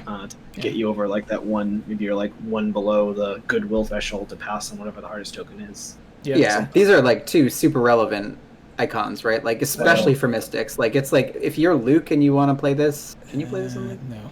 Yeah. Or, Yeah, you yeah, play- yeah, Luke I would be okay. think that intellect is less relevant. I think in general, there's some mystics that have high intellect. That's the thing, right? Like the whole point of being a mystic is you just go crazy and crank your will up and you ignore all your other stats, right? So like you don't really need this. You'd be better off just having like things, just a static boost, like just play like Crystal, the Pendulum, or like Holy Rosary, or just anything, the tarot card, just anything that boosts just your will but like statically for every test. That's kind of what you want, not this, right? Yeah, I mean, like, there is an offshoot, though, of, like, mystics who want to use, like, get both use of their will and their book. Like, Marie was the first. We've got Norman. We've got somebody coming out soon, Gloria, who has both, like, a 4 and a 5. We've got Luke, who has a 4 and a 3, both reasonable. Justice and Norman, just because he does use his intellect. Yeah. Yeah, Norman's a pretty solid choice for this, I guess. So... but not, so I would say not like a general purpose, like everyone should play a Mystic card, though. So yeah, that's fair. should we move on to the next one? let's do it. So we have 1, 2, 3 new versions of a new card called Azure Flame. So the level 0 version, I'll try to explain this as concisely as we can. The level 0 version is a 3-cost asset with 1 combat icon. It's a spell. It says uses 4 charges. Action, spend 1 charge. Fight, this attack uses willpower instead of combat and deals +1 damage. If an Elder Sign +1 or 0 token is revealed during this attack, take 1 damage, and it takes up an arcane slot. So you may have noticed that is almost exactly the same as Shriveling. The difference is that the penalty is, instead of drawing a spooky token, you take a horror, you draw a good token, you take a damage. And then the level 3 and level 5 versions of this are the same transformation basically applied to the level 3 and level 5 versions of Shriveling. So the level 3 version, you get +2 willpower, it gets a will icon, and then the level 5 version, you get +3 willpower, you deal +2 damage, but the penalty if you draw one of the good tokens is you take 2 damage. So think of this as basically just Shriveling, but replace spooky token with good token, and replace 1 horror with 1 damage, or 2 horror with 2 damage. People were talking about this for a very long time. Like, where do we get our second set of Shrivelings? Like, I would be exactly what they delivered. Because you can now, much like Guardians often play like 4 weapons, you can now be a Mystic and play like 4 Shrivelings. Oh yeah, yeah. Suddenly now, I mean, we had Withering before, kind of like a borderline like replacement for a Shriveling for a little while. Now we've actually got, like, you can play 2 Azure Flames, 2 Shrivelings, and then just like now you can just fight forever. And if you're playing cool. if you're playing Expert for some reason, there's like fewer Elder Sign +1 and 0 tokens, right? I mean, even in That is Standard, I think there's usually fewer Elder +1 and 0s than there are spooky symbols. But on the other hand, you might really not want to take damage as a Mystic if you don't have to, right? Damage Yeah, is the really big thing here. I think this will fire off less the penalty, but it's a worse penalty. Yeah, Well, exactly. and especially if you're playing things like Seal of the Seventh Sign, or like if you're trying to draw the Elder Sign as much as possible, like if you're Mateo or something, then that makes this a lot worse, right? But this is great for decks where you're like trying to draw spooky symbols for whatever reason, like maybe in gym or something. I don't know. Because we're using token manipulation to try to get all spooky symbols to trigger other effects. That's a good point. Yeah, Jim's actually a very good point too, because Jim can treat his Elder Sign like a skull, so the Elder Sign effect doesn't actually work, right? And Jim, it's not that he treats a skull like a 0 token; it's that he sets the modifier to 0 on skulls, right? Right. Okay, so he doesn't. Yeah, so he doesn't. Yeah. Like, so if it's like an effect that's like, oh, you take a damage off the skull, he doesn't get to ignore that. I think the bottom line is like a lot of decks are going to play 2 Shrivelings and 2 of these if you're making just a pure combat mystic. And for everybody else, you kind of have options. You can, based on how much health and sanity your character has, based on what campaign you're doing and what tokens are in the bag, based on other cards you're playing, like are you playing Seal of the Seventh Sign or something like that, you can decide which one you like better. And that's pretty cool because they are almost the same card, but with like just a little bit of a spin on it. Yeah, no, very, very happy with these. Yeah, pretty cool. It also gives you like the full set of Shriveling, because the original 3 Shrivelings were not all in the core set, right? That's a good point. No, they were not. Yeah, you had to buy like 2 different out-of-print packs, not out-of-print permanently, but like 2 different packs that go in and out of print to get Plus, the core set only has 1 copy. Yeah, that's also true. Yeah. So this is a great way to immediately get a full set of like combat cards. That's a really good point. Yeah. Yeah, for sure. Let's move on, though, to a very similar set of cards, if you want to read this. Yay! Clairvoyance! So this is exactly the same as we were talking about here with Azure Flame. A little bit of a difference, though. Mystics were struggling with a way to find clues for a while. We've got Clairvoyance here. Level 4 asset, commits for 1 intellect, uses 3 charges, spend 1 charge, investigate. Investigate using will instead of intellect. If you succeed, discover 1 additional clue at this location. And then it has the if you get an Elder Sign +1 or 0 token, you take 1 horror. And then it has a level 3 and level 5 version, very similar to Azure Flame. Level 3 version, you get +2 will for this test. And then level 5 version, you get +3 will for this test. Discover 2 additional clues, but also take 2 horror as the repercussion for drawing a good thing. So very similar track here to Azure Flame, but very actually different than Rite of Seeking. Rite of Seeking did cost 4. The bad effect, though, was like almost like turn breaking, where like you have to play it, you have to investigate with it on your last action, or you lose all like the remaining actions. Like if you draw that, it's just so bad. Well, I mean, but a lot of times it was kind of okay. Like a lot of times it would be like do something else, move to a new location, use Rite of Seeking. I mean, sometimes it was annoying, but other times it was like, it's sort of fine. But I'm seeing somebody like try and hit it once, and you just can't. Yeah. Yeah, you can play around Rite of Seeking. This also costs more experience than Rite of Seeking, though. Yeah, because Rite of Seeking is 0, 2, and 4. This is 0, 3, and 5. Yeah. The drawback for Rite of Seeking, of course, gets more expensive. Right. Yeah, the last stage costs 5. But that's because they couldn't actually make the downside worse. The downside was already you lose all the rating actions. Yeah.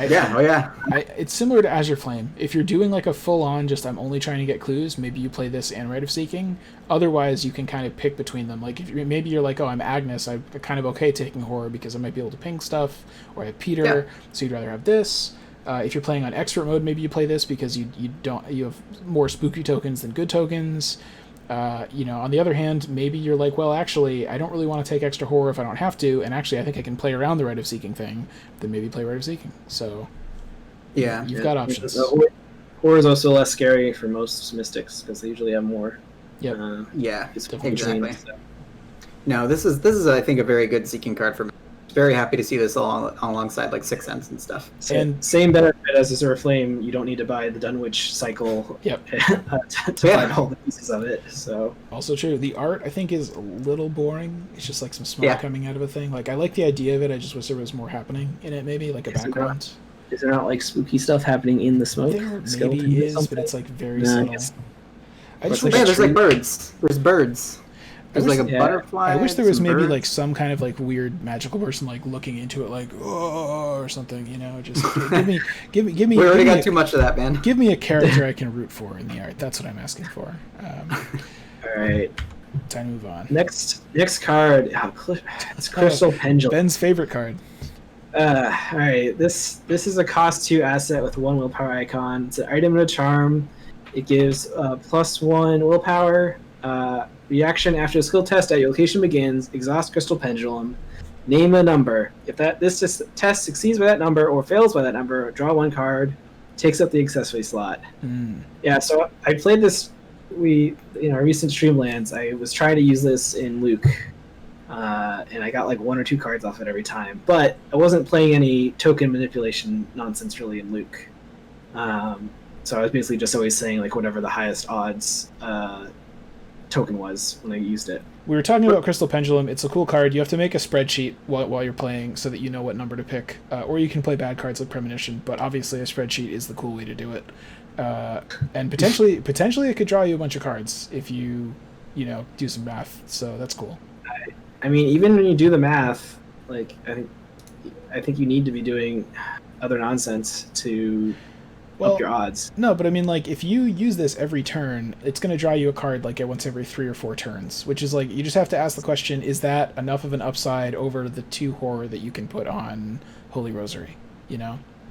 I mean, like, if you're getting, let's say hypothetically, you got this 3 turns in a row, right after you played it, that's fantastic, right? We were talking about, like, how great Lucky Cigarette Case, that's, like, basic cigarette case, like, plus it gives you a will. This card, like, I used it specifically in Jackie, and with Jackie's ability, it's absolutely great. And with, like, Scrying Mirror and stuff like that, you really just have to just make sure that you know, like, what the math would be, depending on where you are versus where the test is. We'll talk about Scrying Mirror, but this one you have to name it before you trigger Scrying Mirror, I think. But I think with token manipulation, it's a lot better. I think just by itself, it's a harder sell. If you're playing those types of cards, it's definitely good. Like, you should play it over Holy Rosary. But if you're not playing those types of cards, I'm just saying, like, if you're not close to going insane, it's probably still better than Holy Rosary, right? Because it might draw you at least a couple cards. Yeah. At the expense of having to do math, which obviously is, you know. I guess maybe I don't like it because, like, it'll draw you a card like every 3 or 4 turns if you've done the math right. But that means it doesn't draw you a card more times than not, and that doesn't feel as good. I love this card. I think it feels great when you predict like something well. You're like, yes, I get another card off of it. It's great when you get it, but like most of the time you're not going to get it, just because of how the math works. Yeah, but if you play Holy Rosary, it's like you always guessed wrong, and then you put 1 horror on it, and then you try to tell yourself that that's better, but it's not. All right, whatever. Fine. Let's move on. Whose turn? Let's talk about cats. It's your turn, Dan. Talk about this cat. Hello, cat. We have a card called Familiar Spirit. It's a 1-cost asset, level 0. It has a willpower icon on it. It's an ally, a creature, and a summon. First summon, maybe? Probably not. It says you have 1 additional arcane slot, which can only be used to hold a spell asset. It has 1 health and 1 sanity, and it takes up the ally slot. Oh, we were feeling so good about it until then, right at the end. It's just rough to use up your ally slot, I think, right? Yeah, you have to really, really want to have 3 spells. It's a little tough, yeah. I mean, I like it when you're comparing, like, compare this to Sign Magic, where Sign Magic costs 3 to play and takes up a hand slot, which is, like, that's fine. Basically as valuable as like an ally. Well, maybe not as valuable as an ally. For Mystics.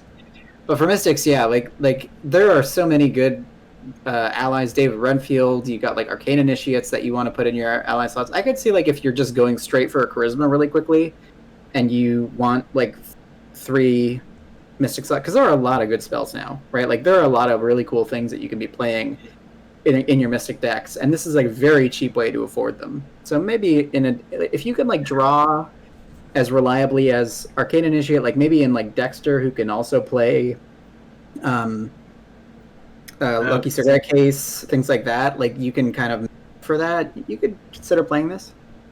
Yeah, maybe.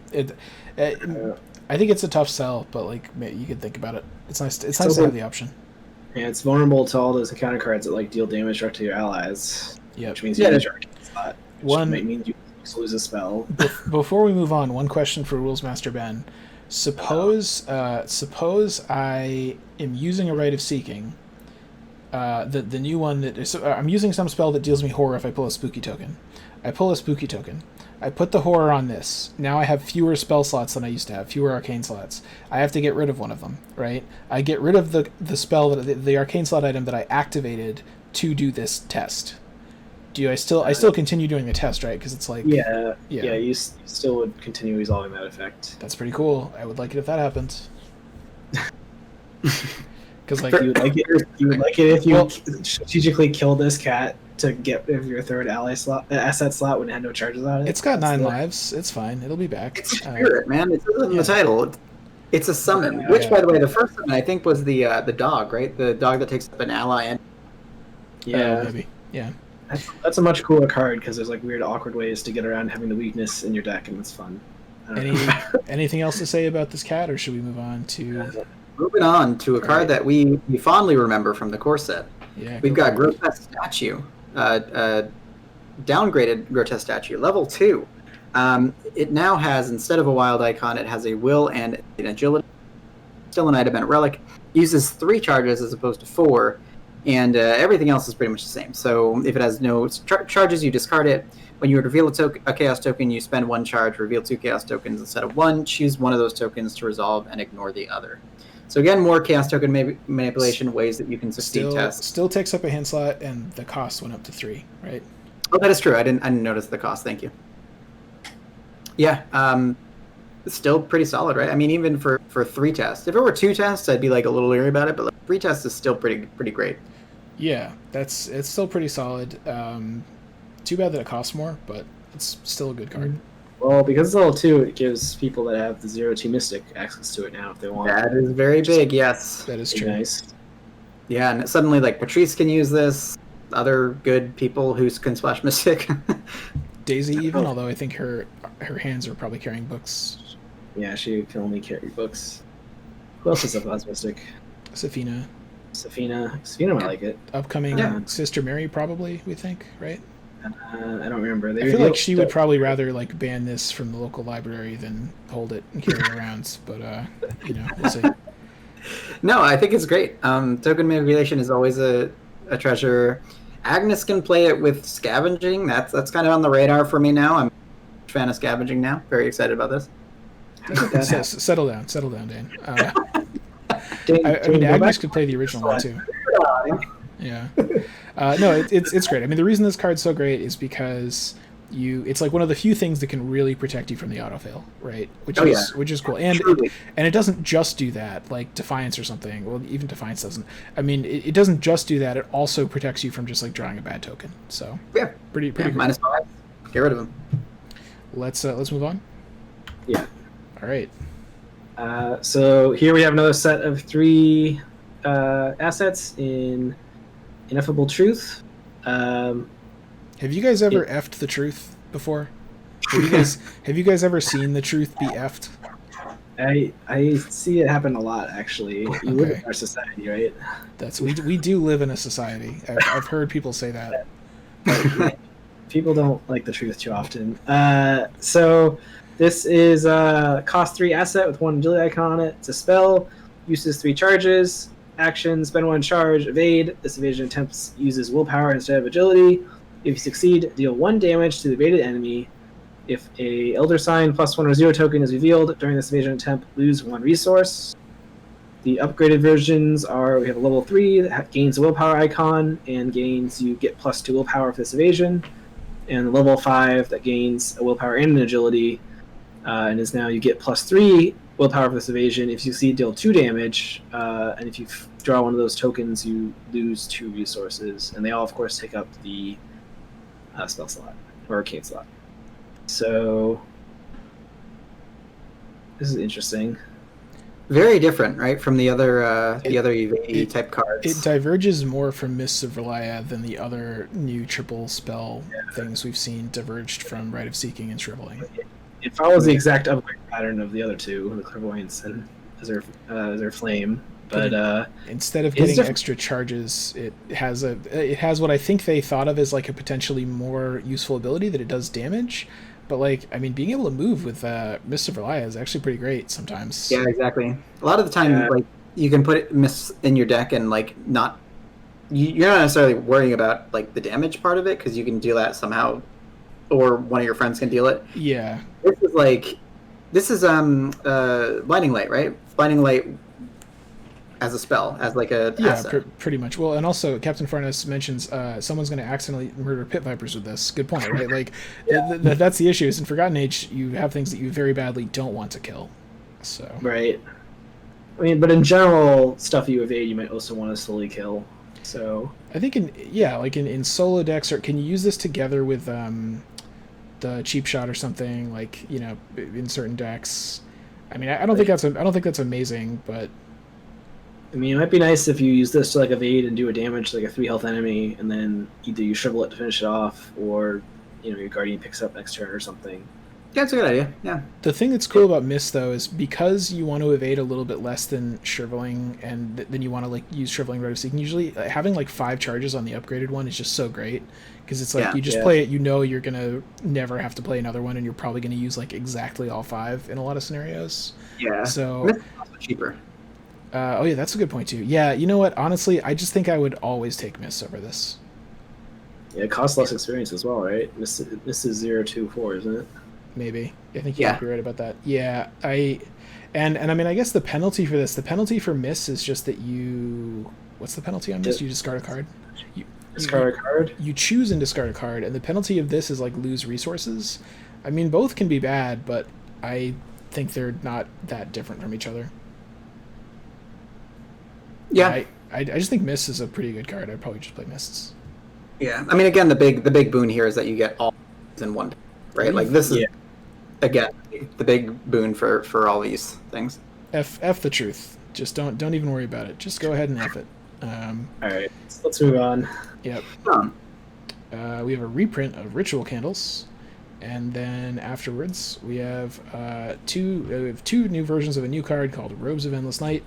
This is a 3-cost asset. The level 0 version has 1 agility icon. It is an item and clothing, and it says reaction. When you play a spell card, exhaust Robes of Endless Night, reduce the cost of that card by 1, and it has 2 health on it, and it takes up the body slot.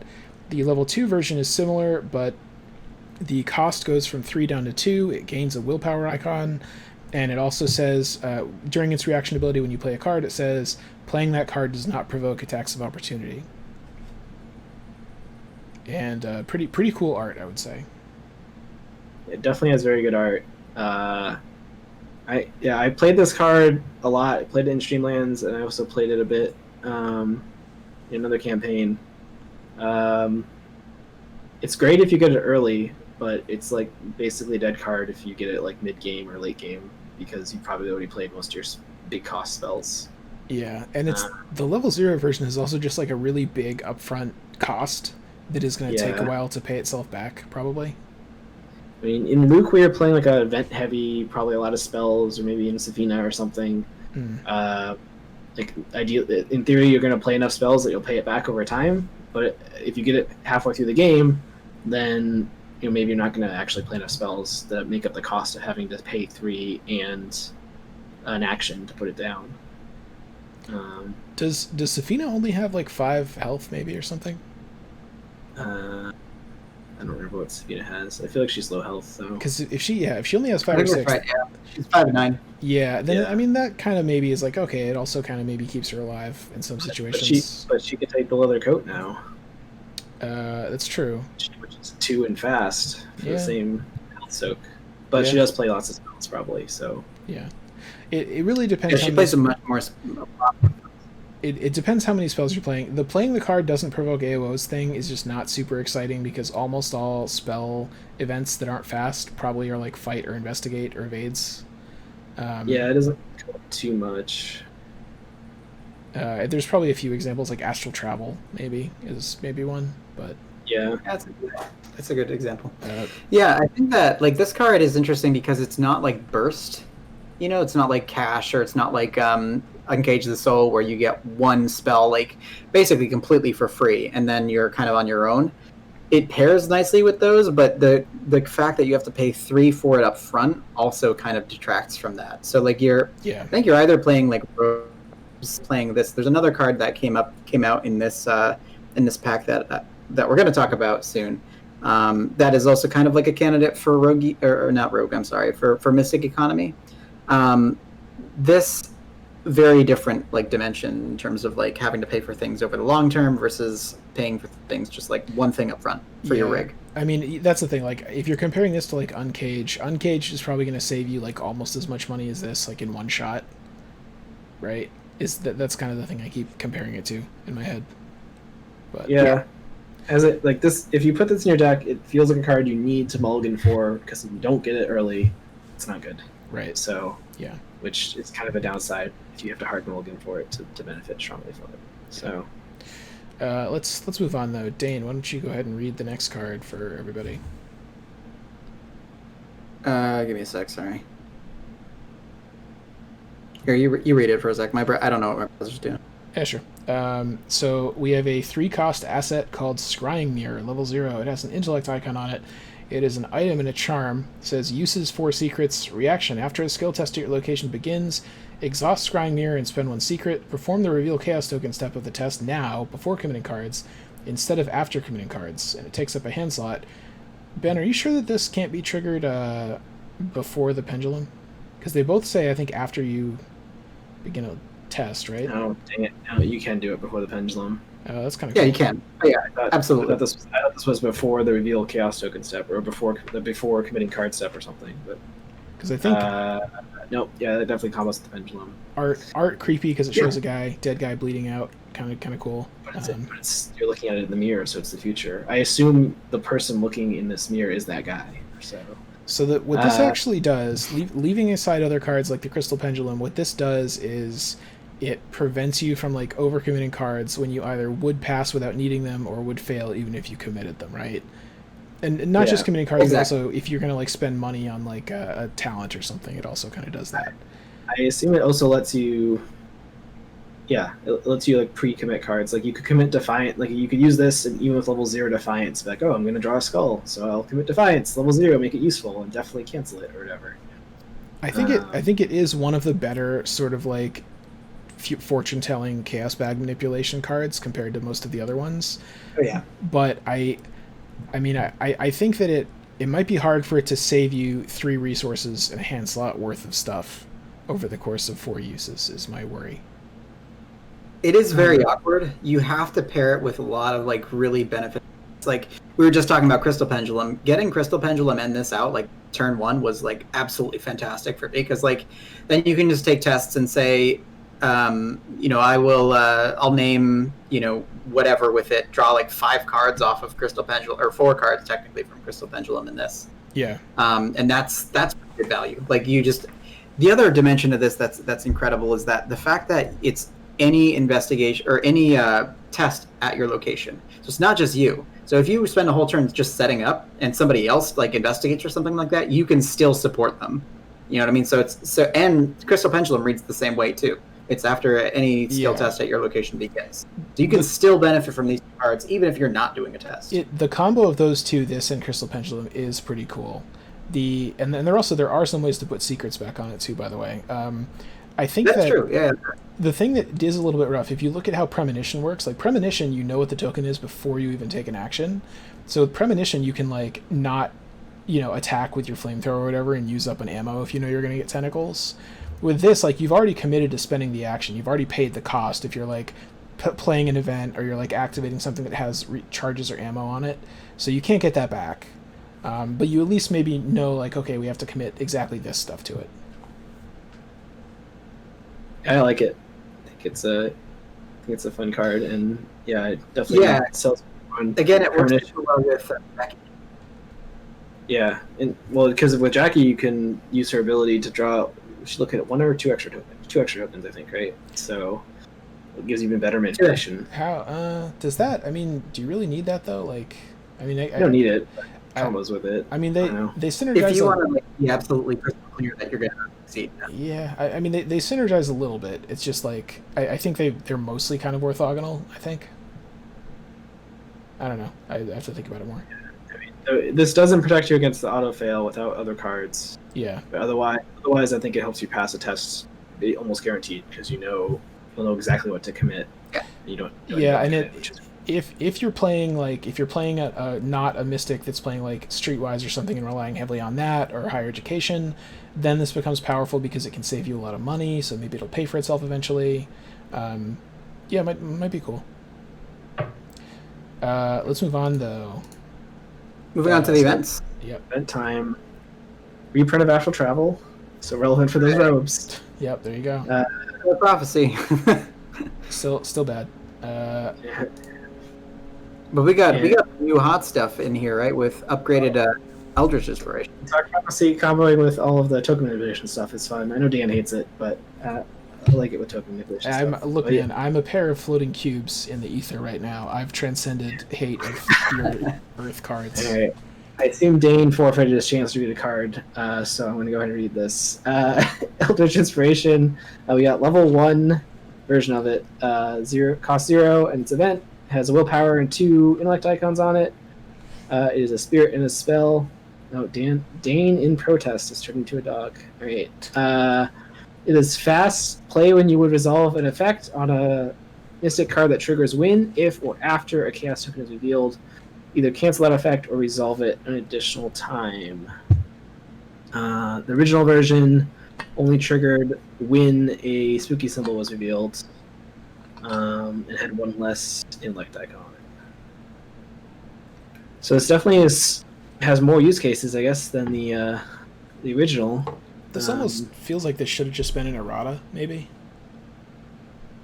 Yeah, I mean, it is only 1 extra XP, so it's not like it's a huge cost, but this could have just been an errata on the original card, right? I mean, they don't really want to actually errata cards that drastically. Could have been like a tab or something. This is almost just like I feel like new players that aren't used to like the technicalities of card games would just assume that it already basically applied to those effects. Yeah, like what is the difference here? Like what are examples of cards that fire off one version versus firing off of not firing off of the level 0? I mean, if or after, this triggers off of any token effect, not just the spooky symbols, and it triggers if or after as well as when. The original was just when and spooky symbols. Oh, well, wait a minute. So does it have to be after a specific chaos token is revealed, or can it be like any chaos token? So if any card that triggers off a chaos token being revealed. So like that rogue card that's like play after a chaos token is revealed. If it's negative, make it a positive modifier or something. Yeah, I don't know how you would resolve that in additional time, but if there was a mystic version of that, yeah, use it. Yeah, right. But like I think the reason they put this in this is because the regular Eldritch Inspiration doesn't work on all the spells that came with this pack. Yeah. Well, this version does.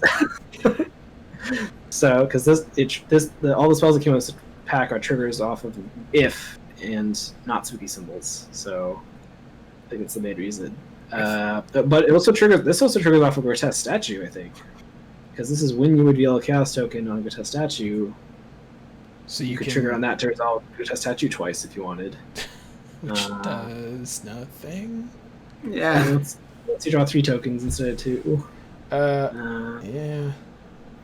I mean, I think still a pretty limited card, but at least now it kind of like does what the original version probably should have.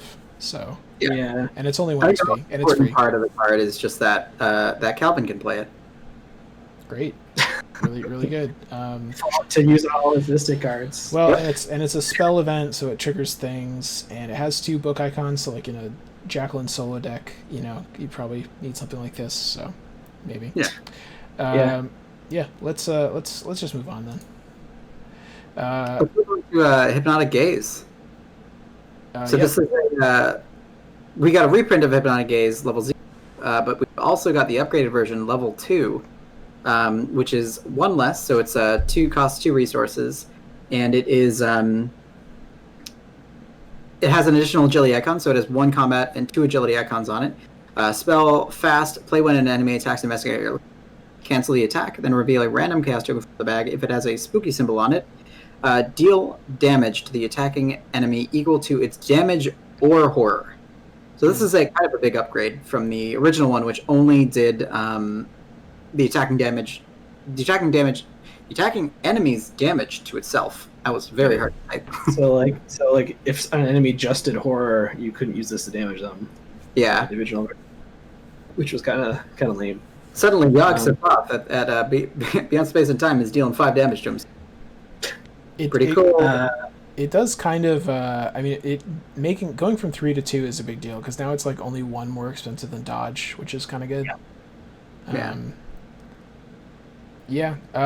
It's still like, I don't know. You have to have maybe in like a very combat mystic deck where you're kind of expecting to have an enemy on you because your job is to get monsters off people. Sure. Could be pretty solid now. I think once you've upgraded your more important things. Yeah, I think that pairing these two together and slide by slide is definitely the right call. You need pairing level 2 Hypnotic Gaze with Eldritch Inspiration is kind of cool because you can deal the enemies like if they have like 3 horror or 4 horror value, you can just deal that like 8 to them in 2 cards. It's pretty cool. Yeah, that's kind of living the dream. I do think just keep in mind that, like, again, it's tempting to think of this as like, oh yeah, it's so cool, I'm gonna like reflect the damage back at it. Remember, you have to draw a spooky token for that. So yeah. Even, I mean, it's a little easier with like Jacqueline and like a grotesque statue and stuff like that, but even still, it's like half the time at least this is just going to be a dodge. But dodge is an okay card, and it's obviously probably Diana plays it, right? So yeah, that's true. Yeah. Well, the rotation has been as much like the truth, all effed up. But I'm just going to go ahead and I'm going to read the next card, which is called Parallel Fates. It's a 0 cost event, level 0, has 1 wild icon on it. It is an augury, and it says, look at the top 4 cards of the encounter deck. Reveal a random token from the Chaos bag. If it has a Skull, Cultist, Tablet, Eldritch Thing, or Autofail symbol, shuffle those cards into the encounter deck. Otherwise, return them to the top of the encounter card. Otherwise, return them to the top of the encounter deck in any order. And the art is an old lady with some string, and she's very creepy. I'm trying to figure out if Eldritch Inspiration level 1 works on this or the last card. Because no, I think it doesn't. Because it's like if, when, or after a Chaos token is revealed. But this is reveal a token, and then if it has a symbol on it, do something. It would be different. It would be too mentally annoying to try to figure out what it would mean to resolve this again anyway. Like, so you look at the top 4. If you get a special symbol, you get to shuffle them back into the encounter deck. Otherwise, you just rearrange them, right? Yeah. So, I mean, what are the comparisons here? You've got like First Watch-ish. First Watch, exactly. It's not fast. Yeah, except it's not fast. Yeah. Hey, it's a card for Gloria to use. Investigator. Yeah. I can't think of any existing Mystic deck where I'd play this. Yeah. I'd rather just have a ward or whatever. Yeah. Yeah. I really want to use my token manipulation cards to like boost the chance of not getting spooky symbol in this. I'd rather use those on actual thematic card, but it's kind of a tough sell in terms of like it being something that I'd spend an action doing. It fits in with the theme of some of the spooky mystic stuff that's in this deck. Just maybe if you're playing this deck out of the box, maybe one of the first things you'd want to upgrade out of. Yeah. Let's move on to a more interesting card, though. Dane. Recharge. So this card we had a version. Now we're getting a level 4 version. So it's still level 0. Cost 0, level 4. 3 will icons on it, as opposed to the 2 that we saw previously. Choose a spell or relic asset controlled by an investigator at your location and reveal a random token from the Chaos deck bag. If you reveal a spooky symbol, add 1 charge to the chosen asset. Otherwise, add 4 charges to the chosen asset.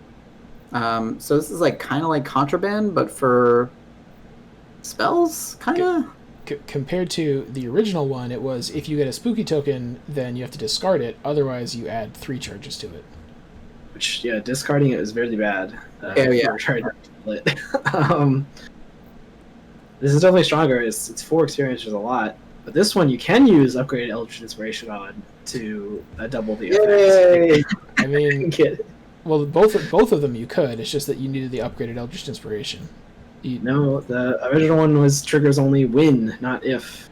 Well, So no. What I'm saying is you need upgraded Eldritch Inspiration, but it works on either of these cards. Yeah. I mean, this is cool because the worst case scenario for this is you only get one charge, which is like that alone wouldn't be a good enough card, but it's a pretty good consolation prize. Compared to the consolation prize with the previous one was you're fired, you discard your Shrivel. Like that was worse. Yeah, I really wish this was like fast or something. Like I just want like a little more oomph on this because there's like you got Twyla now, who's an ally who can like keep your spells charged. I would totally play this over Twyla though, because Twyla takes up an ally slot and costs a bunch of money, costs about as much XP, and this one it's just great because you can play like if you're playing a kind of a hybrid Mystic deck, you play like 2 Rites of Seeking or whatever it is, Clairvoyance. You play like 2 Shrivelings or Azure Flames. You play like 1 or 2 of these, and it's like whichever thing you used up most, you can play this on it. Yeah. Yeah. And I like it. And it's got 3 will symbols if you really need that. Captain mentioned in chat you could use this to recharge the Pendant of the Queen. That is very true. Oh, because it's relics. I was just thinking about that. I was like, what? Yeah. Rather that you could recharge. Also archaic glyphs. You can do a lot of nonsense with this in groups. Yeah. And my like preferred 3-handed team is like Mark, Mandy, like Mark, either Mandy or Daisy, and like Agnes. And there's a lot of stuff you can do. Yeah. That is true. You could even do like Rota Statue, right? Or Empty Vessel. Yeah. Wow, more stuff happening with the recharge. Yeah. Cool. Definitely, it's powerful, but it does cost a lot, so you definitely need to factor that. Well, in XP, but it's free. It doesn't cost any money. Yeah. You're just mad because the robes doesn't save you any money on it. Well, here's the thing: if you get recharge level 2, and then you also have research, you can upgrade it free. Yeah, it's true. Also true. Yep. But then you'd have to have level 2 recharge in your deck for a while. Yeah, that doesn't sound great to me. That sounds sort of bad. No, actually, if you buy level 2 research first, level 2 recharge first, and then immediately upgrade it with your free discount. I think we've set a new record for the number of dumb rules interactions that we've had to talk about this episode. Related news, it's really late. We have to finish talking about these cards. So Voice of Ra. Hooray! Hurrah! Level 0 event, cost 0, a 1 willpower icon. It's a spell. Gain 1 resource. Reveal 3 random tokens from the cast bag for each skull, cultist, tablet, elder thing, or autofill symbol revealed. Gain additional 2 resources. This is actually the resource card as part of the resource cycle. Oh yeah. For the pack.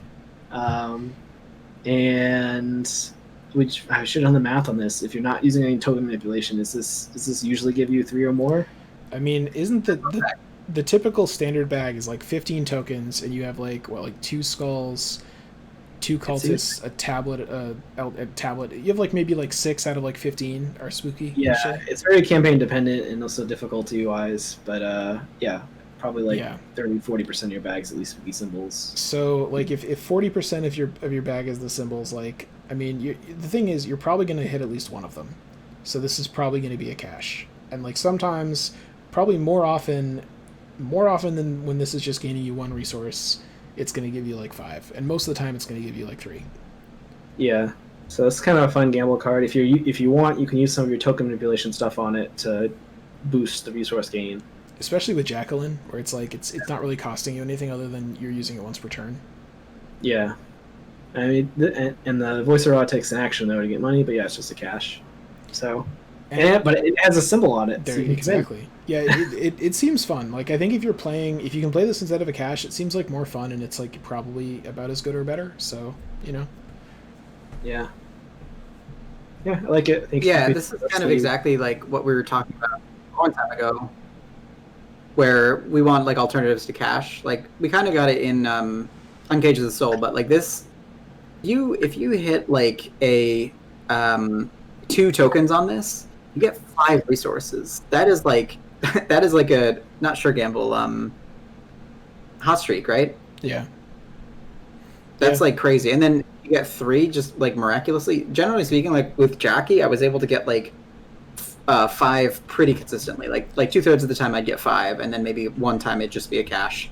That could also potentially. So Jackie's ability, her Elder Sign, you cancel her Elder Sign, you can draw a card. Which is crazy. So sometimes you can just like this could be just like a cash plus, which is kind of cool.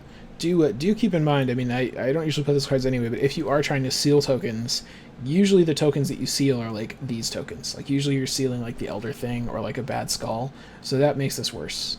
So just maybe be aware of that. Yeah.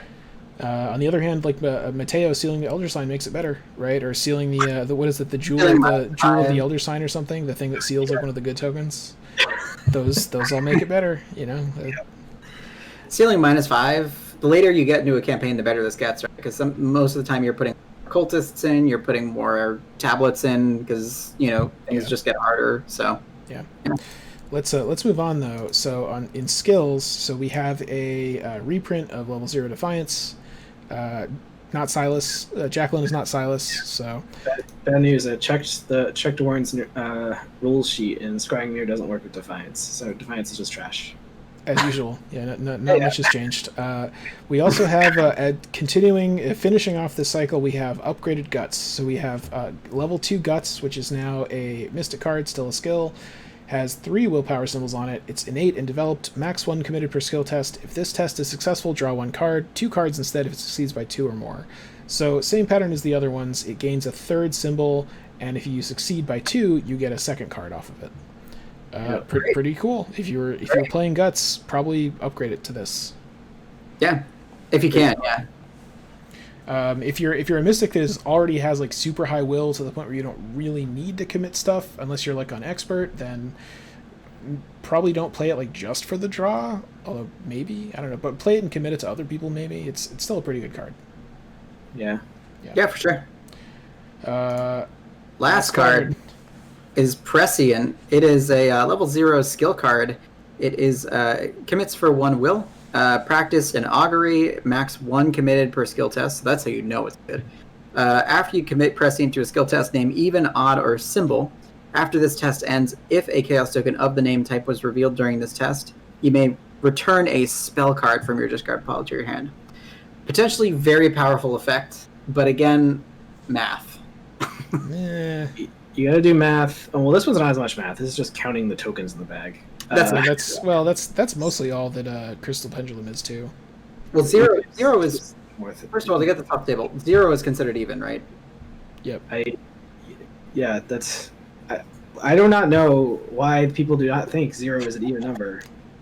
We already were mean jerks about that in a previous episode, so we should not repeat ourselves. Okay. All right. We're nasty, unlikable people, and I for one am sick of it. But yes. I really hate that they introduced this new word symbol to mean like non-numeric tokens, because I love how on a million cards they have like carefully listed out all of them using the little pictures. It's like they could have done this the whole time. I mean, I guess this includes Elder Sign, which the other ones. This includes Elder Sign, and for Innsmouth, I think that symbol would also include. Yeah, the blessing. Interesting. Very interesting. Yeah. So this gets better the more symbols that are in the deck, regardless of what they are. I think even if you were sure you were going to pick the right thing, I still wouldn't play this that much, just because you don't really need to get a spell back. Like if you get back something like Shriveling, you have to like pay money to play it again. Why not just like recharge instead or something? And if you're gonna get back like a ward, like I guess that'd be nice, but like, do you really need a 3rd one that only works if you manage to guess the right thing on this? Like, just play it. This is the thing like with Scrying Mirroring. You play it with Jacqueline. If you're really looking to, I wasn't really necessarily looking for this for assets, but like for spells, like if you want to get back, sometimes it like I had a situation where you get back your Razor Blade of Mystical Doom, or you get back a ward even is fine. Like a ward level 2 is kind of fine if you already have your Scrying Mirror going and you can just call what it will be anyway. Pretty good value. Yeah, I think using combining with other cards in this with token manipulation or being able to predict the token ahead of time. Yeah, it's solid, but if you're not running that stuff, it's not good. Yeah, I mean even still, like you're using up a mirror charge to get like 1 card. I don't know. Well, maybe it's like you're probably going to use that mirror charge anyway, and then but that kind of compounds, right? Because you want to get the most. So if you're like helping a friend with a test, and you get to do a prescient, and you get to name the right symbol on or the right number on your pendulum, it just kind of like stacks. It kind of like the value gets better. Yeah, I don't know. I Maybe. mean, Dan doesn't like resourceful, so this is basically Mystic resourceful. I've played resourceful occasionally. Like, you have to have a pretty good reason to it. And that I played it when it was like, I really think I wish I had like 4 waylays on my deck, you know? Yeah, exactly. Well, that's the thing, because like some of these events. Yeah, but Like, you know what? I did not actually need more than 2 waylays on my deck that time. So Keep in mind, this also helps with like there's often encounter cards that might trash your assets or trash cards just off the top of your deck. So this could be a little bit extra protection for like getting an important spell back. yeah, but you're a mystic. You can just pass all the treacheries. Also, Dexter, right? Dexter trashes his things to get other things in for cheaper and fast, so you can get those back with this. Yeah, it might allow you to play slightly less asset cards and maybe more of other cards or something. I don't know. I do like the art. It's like a good Jacqueline art. That's kind of cool. It is good Jacqueline art. I don't know why they didn't use this for her main art. This honestly this would have been better for that probably. But anything more to say about the last card from this whole series of cards that we've talked so much about? Nope. We did it. We did it. We got there. We're done. So we finally reached all of the player cards in the packs. We're going to be coming back to the actual investigators themselves. We're going to be doing a whole episode on kind of analyzing them, their strengths, weaknesses, things like that. How did you guys feel about these player cards? I mean, there were tons. We love having you guys here to be with us reviewing these cards.